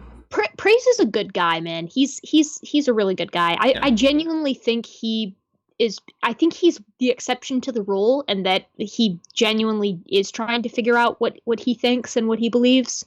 I don't know. I had a pleasant time with him. I thought he was great. Good. And actually, I just encountered a creationist call. He goes on YouTube by In His Image, referencing Genesis 2. And I showed up on his stream tonight, and we chatted for a little bit, and he was like, "Oh, hey, I feel like you disagree with me," and I was thinking, "Yep." He was like, "But you're really polite and nice about it, so it's nice you stopped by." And so, I might try to have some kind of conversation with him or something. I might try to get him on and have a talk. So he seemed like a nice guy. I think that really is it. I mean, if it's like it's really hard to tell, and I know you probably are the same way, but I try to give people the benefit of the doubt. And being a sort of, they call it being like a good faith actor, right? Like, are they genuinely engaging because they want to engage, or are they engaging because they want to be right? And when I feel like I'm engaging with someone who just wants to have a conversation and wants to see your point of view and wants to genuinely figure out why you think the way you think, man, I'm more than happy to have a discourse with them for as long as they want to, Right. But the worst is when you get a good back and forth going, and then all of a sudden it becomes very clear that you're not dealing with someone who's arguing in good faith, and then you're like, cool, you've wasted my time. Right. Awesome. Basically. Yeah, and that happens far too often. It really does, particularly because when you're dealing with science, right? I'm sure you're the same way, but I really like to have a lot of sources to back up my claims. So it's like if I go rooting around for a source that maybe I remember from a year ago, takes me 30 minutes to find. Do that 3 or 4 times in an exchange. That's it adds up. Yeah. And I think one thing is that people involved in discussions around science have a strong expectation of arguing in good faith. We do, yeah. And we give people the benefit of the doubt a lot. Right. And so it's very unusual when you come up against someone who just isn't interested in arguing in good faith. And it's just like, it's hard to understand what they're doing at that point, because it's so far outside of your normal experience. So it really is. And honestly, it catches, I shouldn't, but it still catches me by surprise every time. Yeah. And then you feel kind of silly, like it's like, cool, I'm really glad that I put all this time and effort into a series of responses for you, when in reality you weren't actually trying to have a discussion. You just wanted to hear yourself talk. Basically, yes. Which you could just do on your own. You don't need me for that. No, exactly. Or just talk to other creationists, like right. Have your little echo chamber. Yeah, I have personally never met someone who was educated in biology or evolutionary theory who has changed their mind, which I think says quite a bit. Towards creation, yeah. I know some who went in as creationists intending to stay creationists and who have successfully done so. But I'm unaware of anyone with a good background in evolution or biology in general who wasn't already a young Earth creationist who currently is, after having gone through all that education. I've heard people who... Yeah, and I think that's where you end up with a lot of like the Todd Wood types, right? Where it's like someone who seems to actually have a decent grasp on the concept, and it's very clear that there's a lot of effort going into maintaining the current position. Yeah. Let's get a little bit more Eric in here. Let's please do. All right, give me the thumbs up if we can hear him. Ready? So you make these kind of half man, half ape looking drawings, and they put it in the paper, proof of evolution. The problem is all they discovered was a tooth. And later, they discovered what the tooth really came from. The tooth really came from a pig. It was a worn down pig's tooth. So a couple things here. First, it wasn't a pig. And I'm honestly a little bit tired of this, but it was a peccary. Now, I'll grant you, a peccary is the closest thing you can be to a pig without being a pig, right? They are sister groups, right?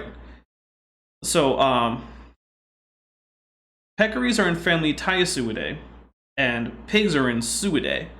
And basically, Hyasuids are just the New World pigs, right? It's sort of like how we have New World monkeys and Old World monkeys. Sure. But they're not the same, right? You can't just mix up these groups. You can't just call them the same thing. And the other thing is, pig teeth actually do share some similarities to human teeth in their broad shape. And there's a reason for that. It's because pigs and humans eat about the same thing. We're obligate omnivores. Right. Pigs eat meat, pigs eat plants, we both eat fruit, we both eat some greens, roots, basically if a human and a pig can eat the same diet and thrive to about the same degree. Unsurprisingly, that means that humans and pigs have similarities in their dentition. So it's not, I know, crazy, right? So it's not actually super unusual to think that a pig tooth or a peccary tooth, and peccaries have about the same diet as pigs, would be similar. And of course, on top of that, it wasn't taken seriously in the first place by any real anthropologists. As sort of a cool side note, I think that pigs and like entelodonts in general really get a bad rap for being like these kind of sedentary, lazy animals. But all you have to do is see, a wild pig or a wild peccary a single time. Or, for instance, like you look at some of like the ancestral relatives, right? Like, what's the big one? Andrewsarchus, I think. Oh goodness, I don't want to meet one of those. Yeah, you see some of these huge guys, and you're like, okay, like, all of a sudden that omnivory makes a lot of sense. Well, these animals were not pushovers. It's because you see, most people's experience with pigs is limited to either seeing pigs on farms, or eating them, or just seeing pictures of domesticated pigs. Right. But if you look at the wild animals that we're talking about here, it's a completely different impression that you would get. I have known people, I went to school in the South, and so I know plenty of people who would hunt boars as a part of like the culling, the act of culling down there, because they have a really big problem with wild boars decimating local ecosystems. And so it's sad, but it does have to be done in order to protect the system as it is, and the organisms from the encroaching boars. And those they will gore you. They will straight up kill you. Oh yeah. There are people that have been very close to killed, and I'm certain killed by massive boars with these. They've got these huge. I believe it's is it an incisor or is it a canine? It's the upper canine. The upper canine. So. Yeah. So it's actually one of the ways that you can tell the difference between a pig and a peccary. So pig tusks and peccary tusks are both the upper canine, but a pig tusk is recurved, so it comes back up and it projects upwards. A peccary tusk just projects down. Well, I mean, it's like ventrolaterally, down. Right. Yeah. But a pig will actually curve all the way back up, so it's kind of pointing dorsally. Right. Yeah. So that's one of the big things. They also have a different number of toes, because pigs have little dew claws that peccaries tend not to have. So. But yeah, differences. The wild world. Right. All right, let's get a little bit more Erika. We're not even at 9 minutes. I know. Here we go. That they used, and what they did is they're like, okay, if the molar looked like this, then the jaw looked like this, and then the face looked like this, and they built the entire structure of Nebraska Man based on one tooth, which is scientifically impossible. It is. That's why no one took it seriously. You had to have a preconceived idea to get what they came up with, and that's exactly what they have today. Is a preconceived idea. And what's sad is that kind of misleading information has led to all kinds of pain and suffering. I mean, I'm looking at the kid Victor that I was just talking to today, who is in trouble with the law, but trying to figure out life. And we talked about his personal life and kind of where he's at. And there it is, guys. Victor believed in evolution, and then suddenly, I don't know, he was smoking pot or something. Who knows? That's evolution exactly and the devil's lettuce. Right. They go hand in hand. It's exactly how it works. And we went through, and he said these fossils are one of his biggest deals to rejecting God. Seriously? I mean, after there's been so many frauds, so many misidentifications of thinking it's one thing and it's actually another thing. That's your only example so far, is that one. The other one wasn't a misidentification, it was an actual fraud. The thing is, Nebraska Man wasn't a fraud, it was a misidentification. And there's a difference, right? A fraud is a deliberate intent to deceive that you perpetrate on other people. A misidentification is an honest mistake. Now, look, the guy who misidentified it didn't know what he was doing. Fair, but absolutely, there's a big difference between those two things. Well, and you see these false equivocations constantly. Like, it's like, comparing a singular incident and equating it to the entirety of a field. But also this weird, I gotta say, it is so weird, like linking evolutionary theory, like accepting conventional science, to like upticks in crime. Yeah, it's... all of these super completely unrelated aspects of life. I don't get it. And I mean, I do. We all get it. We all know what it is. It's in an attempt to demonize a particular field that you disagree with. Well, Erika, but whatever. Correlation always implies causation, though. That's one of the first rules you learn in science class. Of course. Yeah. In fact, did you know that a child's reading ability correlates strongly with their femur length? Oh God, I didn't know that. It's true. You want to know why? Do tell. It's because you get better at reading as you go through various years in school, and during that time you're growing at the same time. You're telling me that your femurs have nothing to do directly with your reading ability? Yeah, it's literally a coincidence. It's two things that happen at the same time, but not for the same reason. Yeah, it's crazy, right? I didn't know that statistic, actually. I know there's also like a weird, I know one kind of interesting one is there's like a weird amount of left-handed people involved in programming. Like very high, it's very strange. But yeah, isolating variables is, particularly in anything involving social behavior, is like an impossible task, which is why creationists just do it all the time. Oh, I saw one with evolution, I saw one fun one that was it was like the length or the distance traveled by a particular tagged sea turtle and the stock market between like 1996 and like 1998 or something.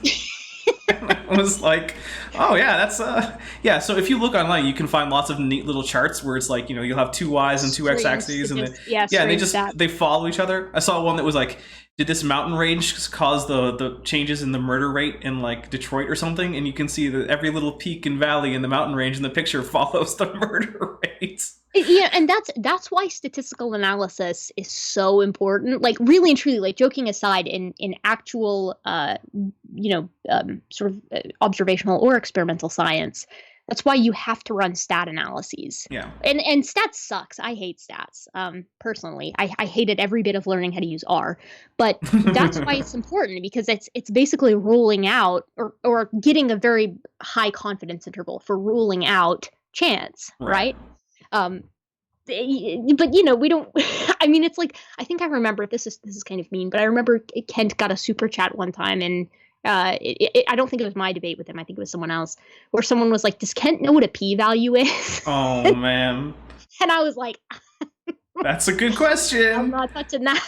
Does Kent know what an R-squared value is? There's another good one. Exactly. Like, exactly. I don't know.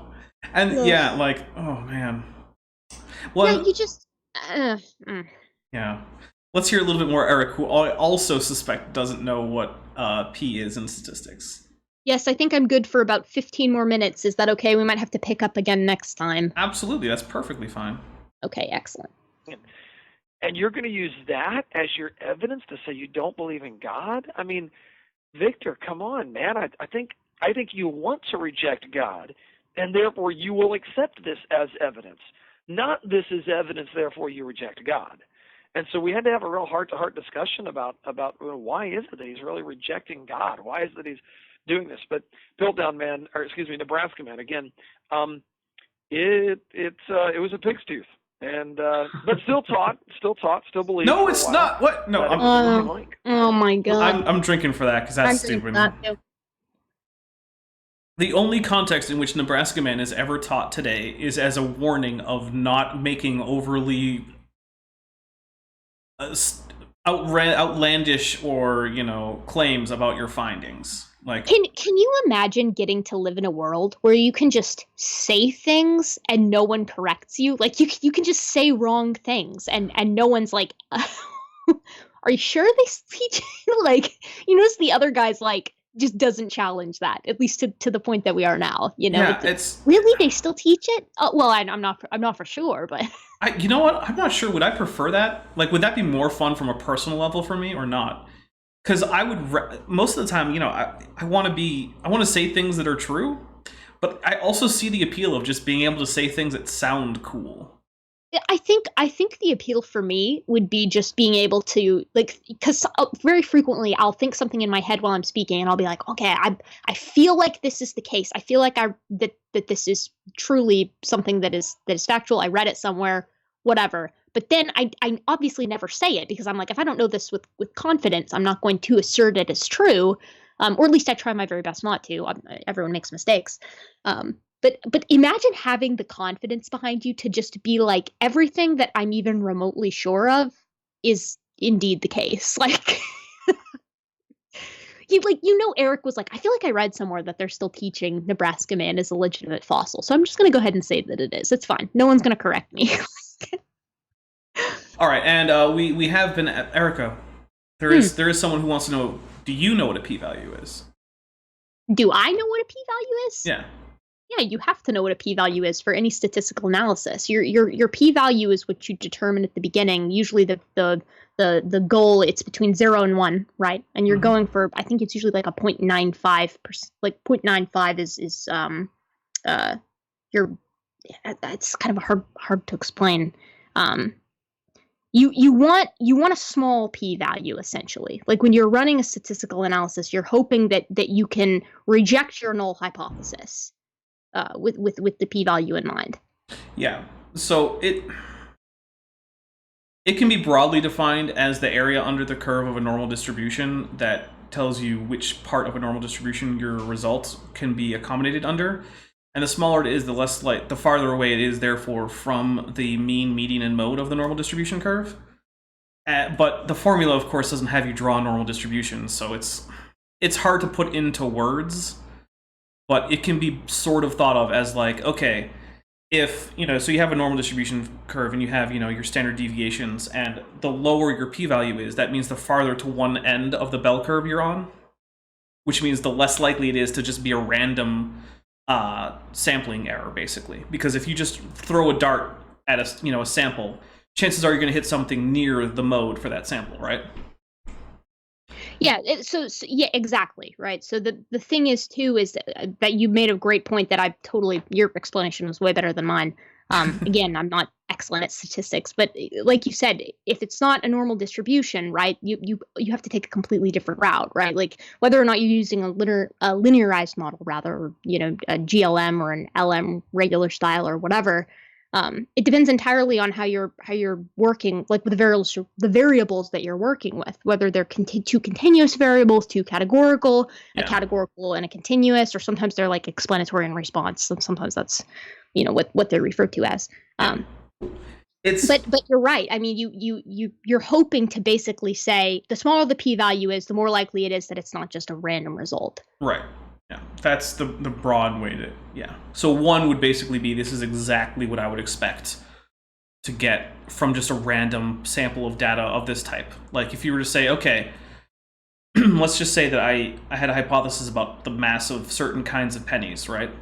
But my measured value fell right in line with the, standard distribution for penny mass of all kinds of pennies. Well, that's essentially a meaningless result. You got a null result. There was no significance to your hypothesis about the mass of pennies because they're indistinguishable from the mass of any other pennies. Like if I said, right, I think pennies from 1976 have a particularly strange mass value, but I find exactly what you would expect, then I would have a p-value approaching 1. Well, or and establishing your p-value is really important. Like your p-value doesn't tell you anything about the data itself. It mostly just tells you whether or not you can continue onward as if your sampling is appropriately unbiased and indeed non-random. And you explained it way better than I did. I was like, small p-value. that means you reject the null hypothesis, or you can at least say that your p-value supports a rejection of a null hypothesis, and then continue onward. Because usually, I mean, listen, we plug that shit into R. Like and you're like, Yeah, what everyone bracket what everyone tends to do is like you get a statistics program, you feed your data in, you look at your R and your R squared values, and you're like, all right, there you go. That's what I'm actually, because it's R and R squared a little bit more intuitive, I think, in terms of what they really mean. And the thing is, they end up meaning about the same thing as your p-value. It's just that I think they're a little bit more intuitive to say, okay, this high R squared or whatever means that it's probably not just random noise that I'm getting. It's probably a real sample of some real phenomenon. But yeah, they're all just various formulae that you can plug into your data set after you've fit it to some kind of a known function to get how likely it is that that's just noise or if it's an actual effect that you're seeing. Yeah, and it's all about likelihood, right? I mean, even if you get a particularly small p-value, that doesn't necessarily, conclude that this isn't random noise. It's just saying, yeah, it's pretty likely that it's not. Right. Yeah, that's one of the reasons why it's important to have your results reproduced, because if other people can get similar results with a similarly small p-value, then every time it's done again, that makes the chance that it's random noise even smaller and smaller and smaller. Well, and that's what makes particularly like ethology and behavioral studies so difficult, because replication can vary depending on the population. So that's why you might read something entirely contradictory to the headline that you read of an article, for instance, that you read last year with regard to, I don't know, a population of cranes. I don't know, whatever. Because populations vary. Nature very rarely follows anything besides a gradient of change and sort of chaotic randomness. Mm-hmm.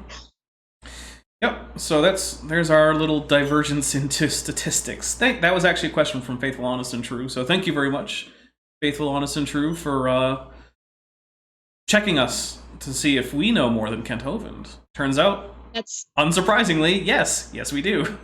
I appreciate that as well. Faithful, Honest, and True is all about the question asking. I do appreciate it as well.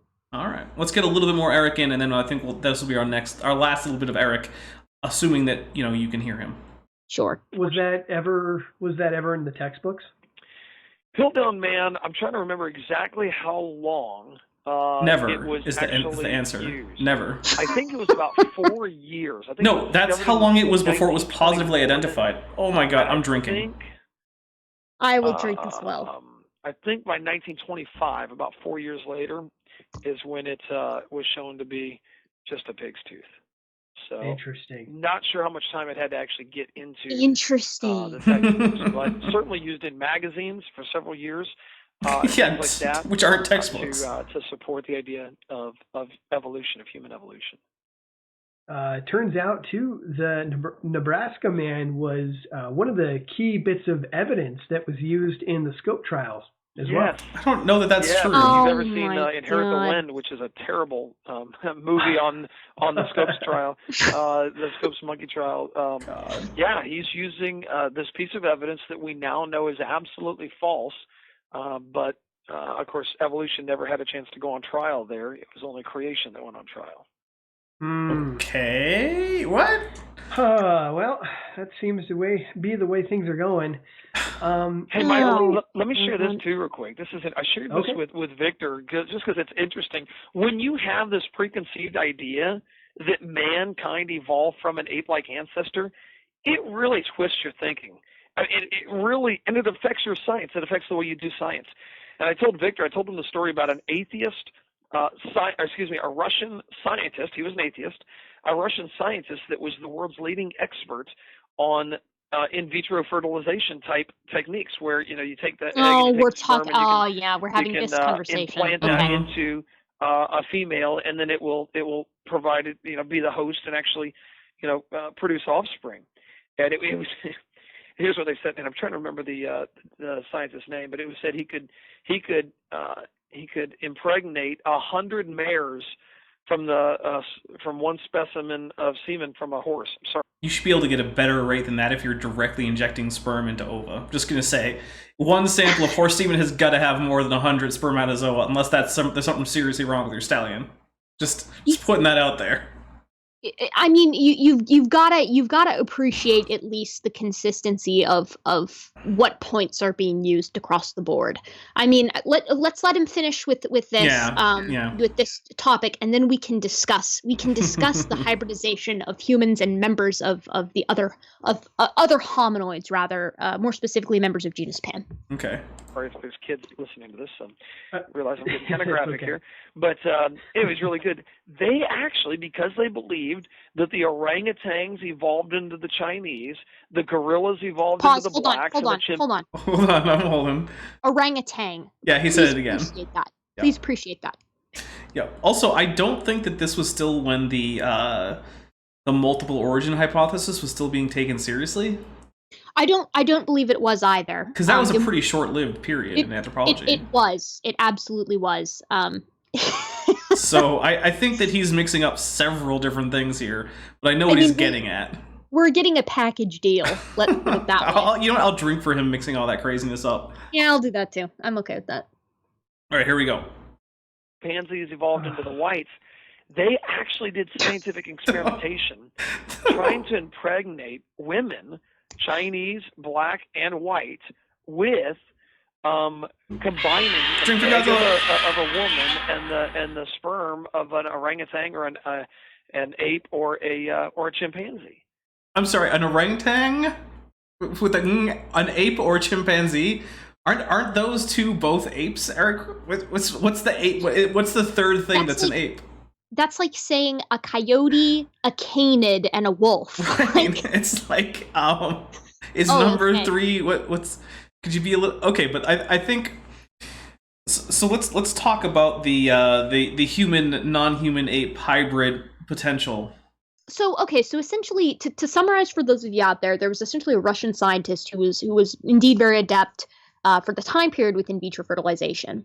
And he wanted to see if it was possible for humans to hybridize with other members of our family, the hominoids. That would include the orangutans, the gorillas, and members of genus Pan. So the chimps, at the time, it would have just been the chimps and the pygmy chimps. But now, of course, we know that there's both common chimps and bonobos. So basically what he did was exactly what is insinuated here. He attempted to fertilize, I believe first actually it was chimpanzees with, if I'm remembering correctly, with human sperm. First he attempted to do that. It didn't work out. And then he put out sort of a calling card for human women. And he was like, hey, let's try this the reverse way. Let's see if maybe I feel like people were just clamoring to be the mother of a chimpanzee hybrid. I feel like they were breaking down his door to get to be the one who gives birth to that. You know, the thing is that you can, we can really appreciate the government at that time period and sort of varying atrocities that were going on out and about. But the USSR was straight up like, hold up, you're literally banished from here. So I think I think he was Kazakhstan, I believe is. I don't know. Whatever. That's a country, though. Yes. Yeah. Well, Tajikistan. Yeah. Okay. That's. I was. Yeah. Because I figured I was pronouncing it incorrectly. But yeah. So he was basically like banished there for quite some time. Couldn't get a hold of any more specimens, and then died 3 years after his banishment. You know, of the various banishings that the Soviet Union did, that one I'm not so broken up over. Honestly, the thing is that if the USSR is like, wait a second, you probably need to reevaluate. Exactly. And I am definitely one of those people that's going to be like, this is something that should never be attempted. However, it should be known for those of you out there that when the genomes are sequenced based on sort of their coding base pairs, humans are, obviously, I'm sure everyone out there knows this. I've harped on it enough in all of my previous conversations, but we are most closely related to members of genus Pan, so the chimps and the bonobos, and they're, of course, most closely related to us. That means their genome shares more in common with ours than it does with gorillas or orangutans. So essentially, anthropologists and sort of geneticists alike were like, well, wait a second. Is hybridization something that could actually happen? And theoretically, the limiting factor as of right now, or at least as of about 2 months ago when I last checked, the factor is going to be the zona pellucida, so the sort of area surrounding the egg, the egg of the human. And essentially it's like a gate check, or the chimpanzee for that matter. Right. It's a gate checker. So if the sperm comes in and it's like, hey, I'm attempting to fertilize, then the zona pellucida is going to be like, yeah, you can come in, or no, you can't. That being said, the zona pellucida is frequently, it's always bypassed if you're using in vitro fertilization. Right. So and in vitro has indeed very much surpassed the level that it used to be at back when the USSR was performing it, when it was basically like put sperm and egg in a petri dish and let that happen. For those of you that are curious out there, I was actually an in vitro baby. I was fertilized in a test tube, and that was my conception, which is kind of cool, kind of interesting for those of you out there who are wondering. In vitro was quite new when I was born, or when I was conceived, I suppose. Probably both. But now the way that they do it, yeah, both, yeah. But now the way that they do it is they can actually insert the sperm directly into the egg, bypassing that gate check entirely, if they so desire.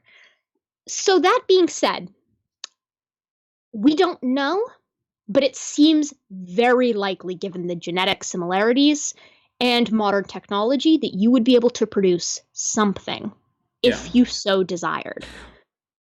I think that's entirely unethical on every level. What the curious side of my brain is like, well, what would you get? Would you get something that looked something like an artipith, or would you get an abomination that could never actually be viable upon delivery? I don't know. It's an interesting question to ask. It's one that I genuinely I kind of hope we never answer. Right. At least not by experiment. Hopefully just by whether or not we can hypothesize about it with current data. But yeah, people are very frequently like, you get creationists. My favorite thing is they'll be like, well, humans aren't a member of the ape kind. And then you say, okay, well, what defines a kind? Okay, well, it's whether or not they can hybridize. Can they bring forth? That's Kent Senior's definition. Mm-hmm. Okay, cool. But chimps and gorillas, for instance, can't create viable offspring, at least not to our current knowledge. Nor can gorillas and orangutans. So the question is, are they all different kinds? And more importantly, if to our current knowledge, humans and chimpanzees, or members of genus Pan in general, could produce a viable offspring, does that make us the same kind? That's the question of the day, ladies and gentlemen. Well, the thing is, no matter what happened, like, there could be a chimpanzee-human hybrid that shows up tomorrow from some mad scientist's lab, right? And is paraded around in front of the entire world. I guarantee you the creationists will not accept that as evidence of chimpanzees and humans being in the same kind. I 100% guarantee you. It would very likely be lumped into the same category as, sort of in the same way that some Catholics aren't very into the idea of in vitro fertilization, right? It's like an abomination against, against the natural order of things. Therefore, it doesn't count.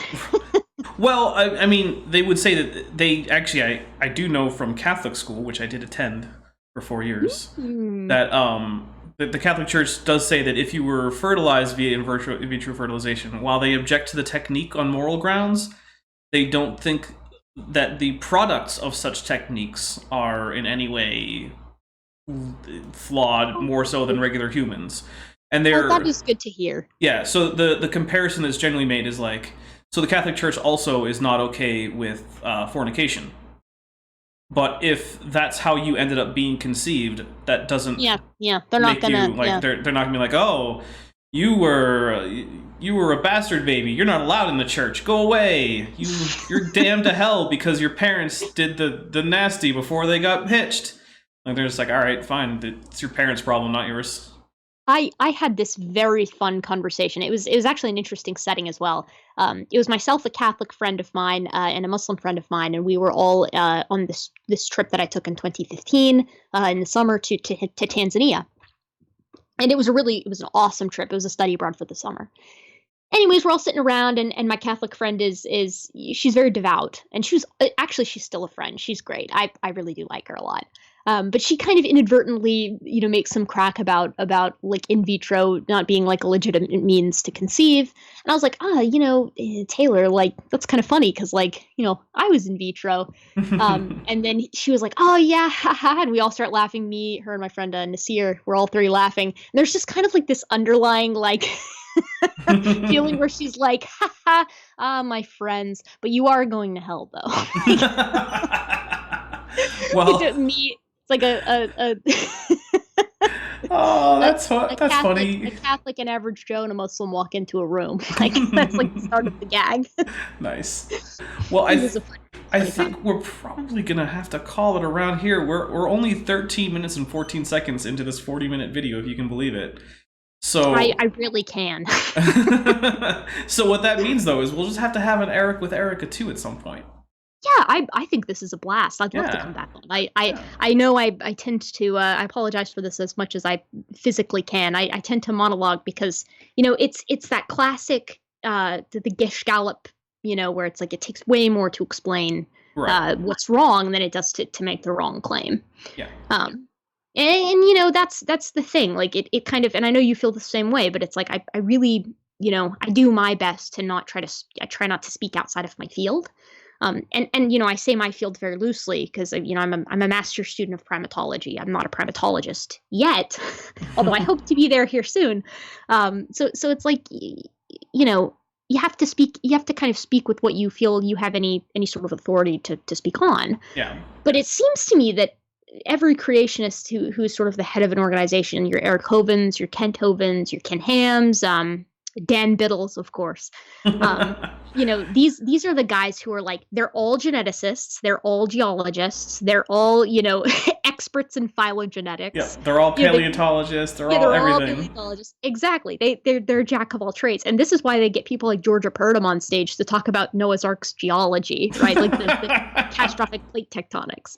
And she's a geneticist. So it's like, you know, obviously the education is spread quite thin over in Kentucky. Oh my goodness. Yeah. But yeah, it's like, I don't know. I think that just really gets to me. It's like I can't even imagine, you know, trying to get up and you know, speak on linguistics or something. Like obviously I don't know anything about that, or even dinosaurs. Like I'm very interested in dinosaurs, but I don't know nearly enough to speak with any kind of authority.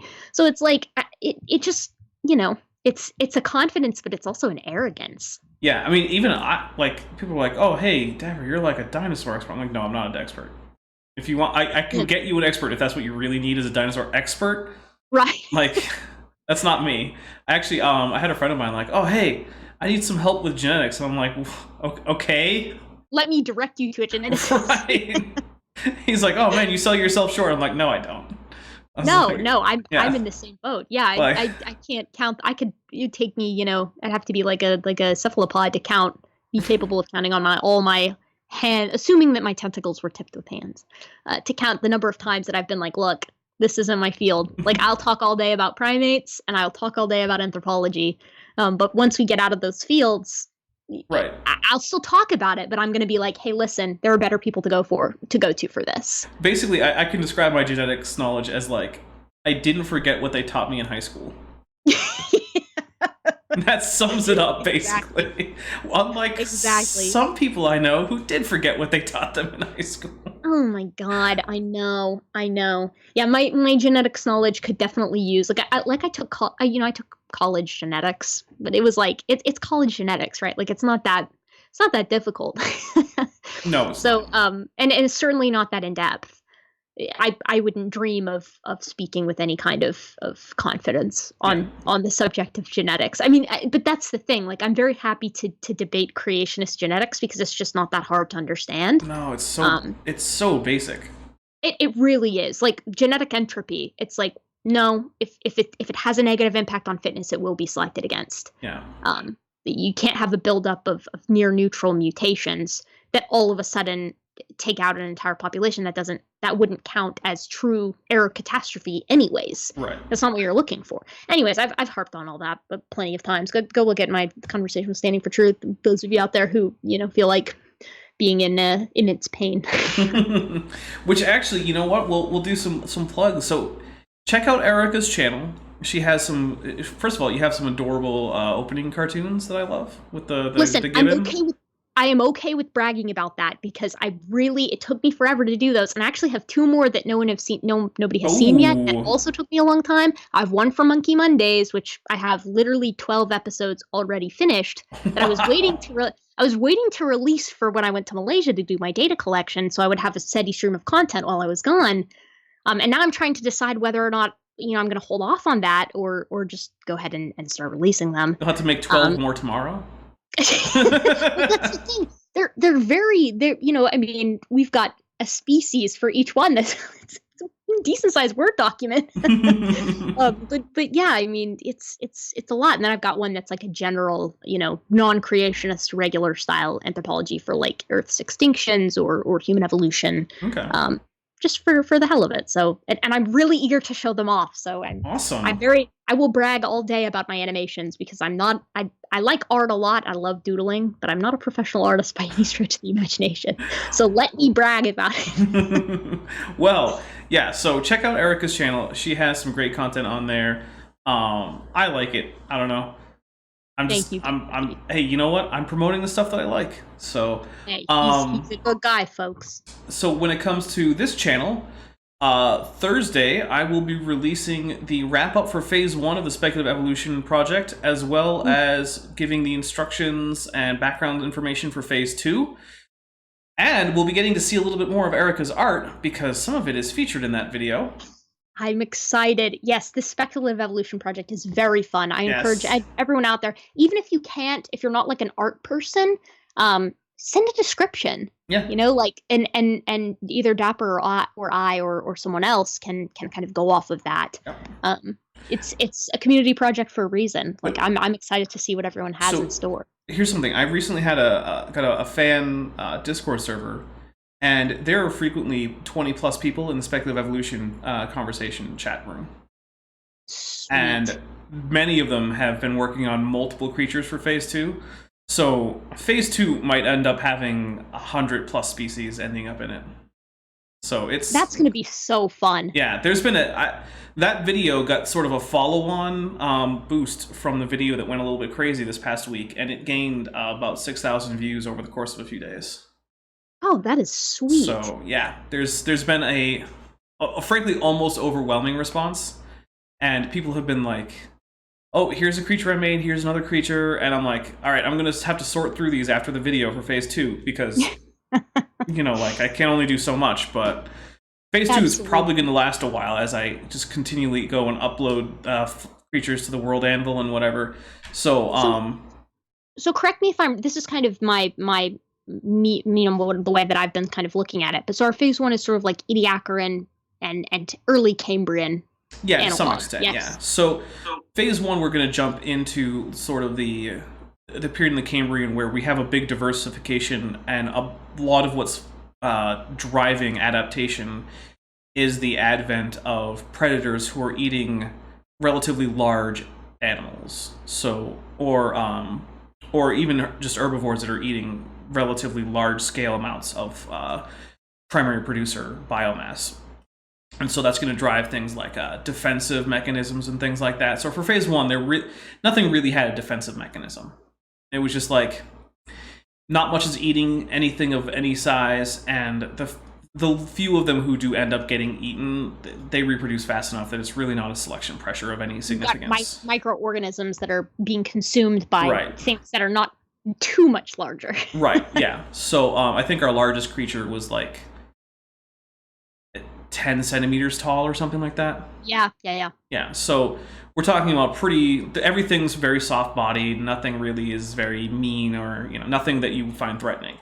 But in Phase 2, and I don't want to give away too much, but there's going to be a time jump, and I'm allowing the submission of predators as well as organisms that have developed various defensive means to deal with predation.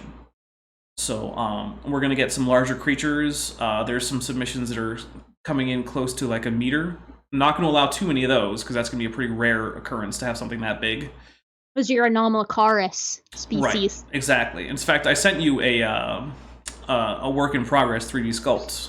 Ooh, I saw this guy earlier. Hold on, I'm going to pull him up.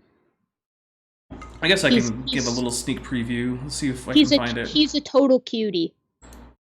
come on, open up, stupid file browser. He's got the gripping mouth parts. Oh yeah, yeah, and he's got we've got our grouped paddles. Yep. So there's been some tagmosis going, and yes, we love tagmosis. Tagmosis is the best. You don't know what tagmosis is? Are you gonna open this file Windows? All right, so I'm gonna put this over Erika's face. Sorry, Erika. No, it's okay. All right, so give me a second while I just scale this guy. You can see him. Oh, yeah, of course you're not gonna... Well, let's see if I can... There you go, that's close enough. This OBS is being stupid, whatever. So there you go, there's a little bit of a view of it. It's got some gripping mouth parts, it's got some eyes, and so, yeah, it's gonna be horrifying and scary if you're a tiny little creature running around on the planet. But, so yeah, that's going to be Thursday. Saturday, I'm actually having a conversation with Dark Knight Apologetics about his old Earth creationism. Oh, cool. And I wanna, it's not really a debate. It's more of I want to understand what his position is, and I mean, there may be some pushback on both sides, but I'm not thinking about this as a debate. It's a discussion. This can be a live thing. That'll probably be around noon Pacific, 3 p.m. Eastern on Saturday. Next Tuesday will be Kent with Bent 21, straight Kentucky bourbon, because, of course, Kent with Bent is turning 21, so we can drink now. So, yeah, so it's straight Kentucky. We'll need it. Right, exactly. So then that next that next Thursday should be the next Noah Zookeeper video, and then my plan right now is that Saturday after, so this Saturday after next, will be the next episode of Things That Are Not Dinosaurs, focusing on Dimetrodon, and a little bit more broadly, other sort of Pelycosaur grade synapsids. We need to end our synapsid and Pelycosaur erasure. Right. It's time to stop just pretending they're all dinosaurs, because none of them are dinosaurs. It is time to stop, folks. We got to give these guys the love they deserve. They're total cuties. Well, they're cool. I don't know that they're all that cute, most of them. Oh, I love them. I love them too, but I don't know that I would describe most of them as cute. Oh, I have a penchant for things that are we can't know for sure, but for things that appear to be quite ugly, but are actually in reality probably quite awkward. They're little splaying limbs, and they're just doing their best. You know, I find that adorable. Well, actually, interestingly enough, about the splayed limbs, we have some trackways that have been reasonably well referred to various Pelycosaur grade taxa. And it looks like one of their more common gaits was actually similar to the modern crocodilian high walk, in which the limbs are actually reasonably vertical. So you can get a decent, almost like a trot or a gallop going. Yeah, probably for a little bit. They would have had to stop after a short while, but you know. I mean, those Triassic crocodilomorphs, I'm not going to be messing with any of them. Like, if you're going to be trotting around like a crocodilomorph, I'm not interested. Yeah, even modern crocodiles can run at a pretty good clip. Yeah. A crocodile doesn't have much trouble getting up to like 15 miles an hour if it wants to. And that's faster. What is that? Faster than Usain Bolt? No, Close? Usain Bolt can get up to 20 on a good day. Oh, can he? Yeah. But... Oh, no. I'm thinking of the domestic cat. The domestic cat is the one that, like, the average domestic cat can outrun Usain Bolt, and it's like, we're long distance runners, baby. We're not built for speed. Well, that's the thing even with the crocodiles. Like, they'll hit like 15 at maximum, but that burst of speed is going to last less than a minute, and then they're going to have to take a break for a few hours. Yeah. So yeah. Cheetah physics, right? Or rather black marlin physics as well. We got from Vandalia 1998. Both Dapper Dino and Erika are cute amniotes. Aww, we try our best. We do. Yep. All right, well, guys, I think that is. I mean, what is that? 2 weeks worth of channel scheduling that I just gave you guys. That's enough content, you greedy. I know. Little deuterosomes. I know. And also, in case, so I've had a few people who joined the Patreon team recently, and I don't know if any of them are in this chat right now. I don't think so. But if any of you are considering it, one of the rewards is that I will have your name in the credits. And I want to let you know that that is based on when I make the video, not when the video comes out. So not all of my videos come out in the order in which they're made because I currently have a little bit of a backlog. Like the Noah's Zookeeper series is already done. There's 8 episodes of it, you know, that are just uploaded, and I'm not releasing them every day because, you know, I need some off days where I'm not premiering. You gotta have some schedule. Right. So, as a result, you may see a video that, based on release date, should have your name on it, but it won't. And I promise that is only because that video was made before you qualified for that reward. And what I do is every time the month rolls around, I double check. I wait a couple days to make sure that all the payments clear. And assuming that everything clears, which it almost always does, then I make a new outro segment for thanking patrons. And so, yeah, that's how I work that. So yeah, it may not come out as soon as you would like, but I have a lot of stuff that I try to keep ahead so that if something happens, I can still put out content even if I'm not currently making content. So that is the one thing I want to point out to any patrons who are here or who are potential patrons. So there you go. Yeah, thanks everyone for coming by. Thank you so much, Erika. I had a lot of fun. I hope you did too.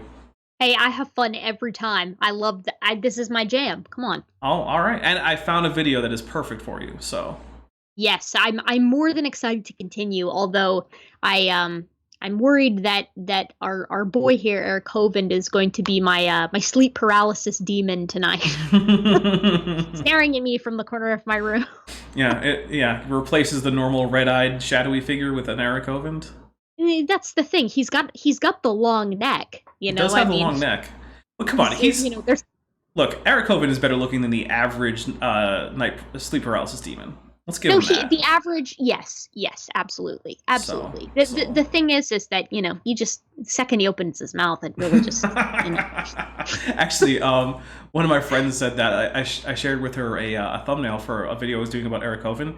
She was like, "Oh, he's pretty attractive." I was like, "You don't want that. Just trust me. You don't want anything to do with that." You really, really don't. Right, and I listed off like all these reasons, and she was like, "Oh yeah, no, I'll pass." I'm like, yes, exactly. She's like, okay, no, yeah. So, an admiration from afar with earplugs in. Exactly. All right. Well, thanks everybody. It's been fun, and I will talk to all of you on Thursday when I premiere the video about Phase 2, and we get to see even more of Erika's awesome cartoon drawings. They're very cartoony. Cut me some slack, guys. Oh, I love them though. All right. Good night. Cheers.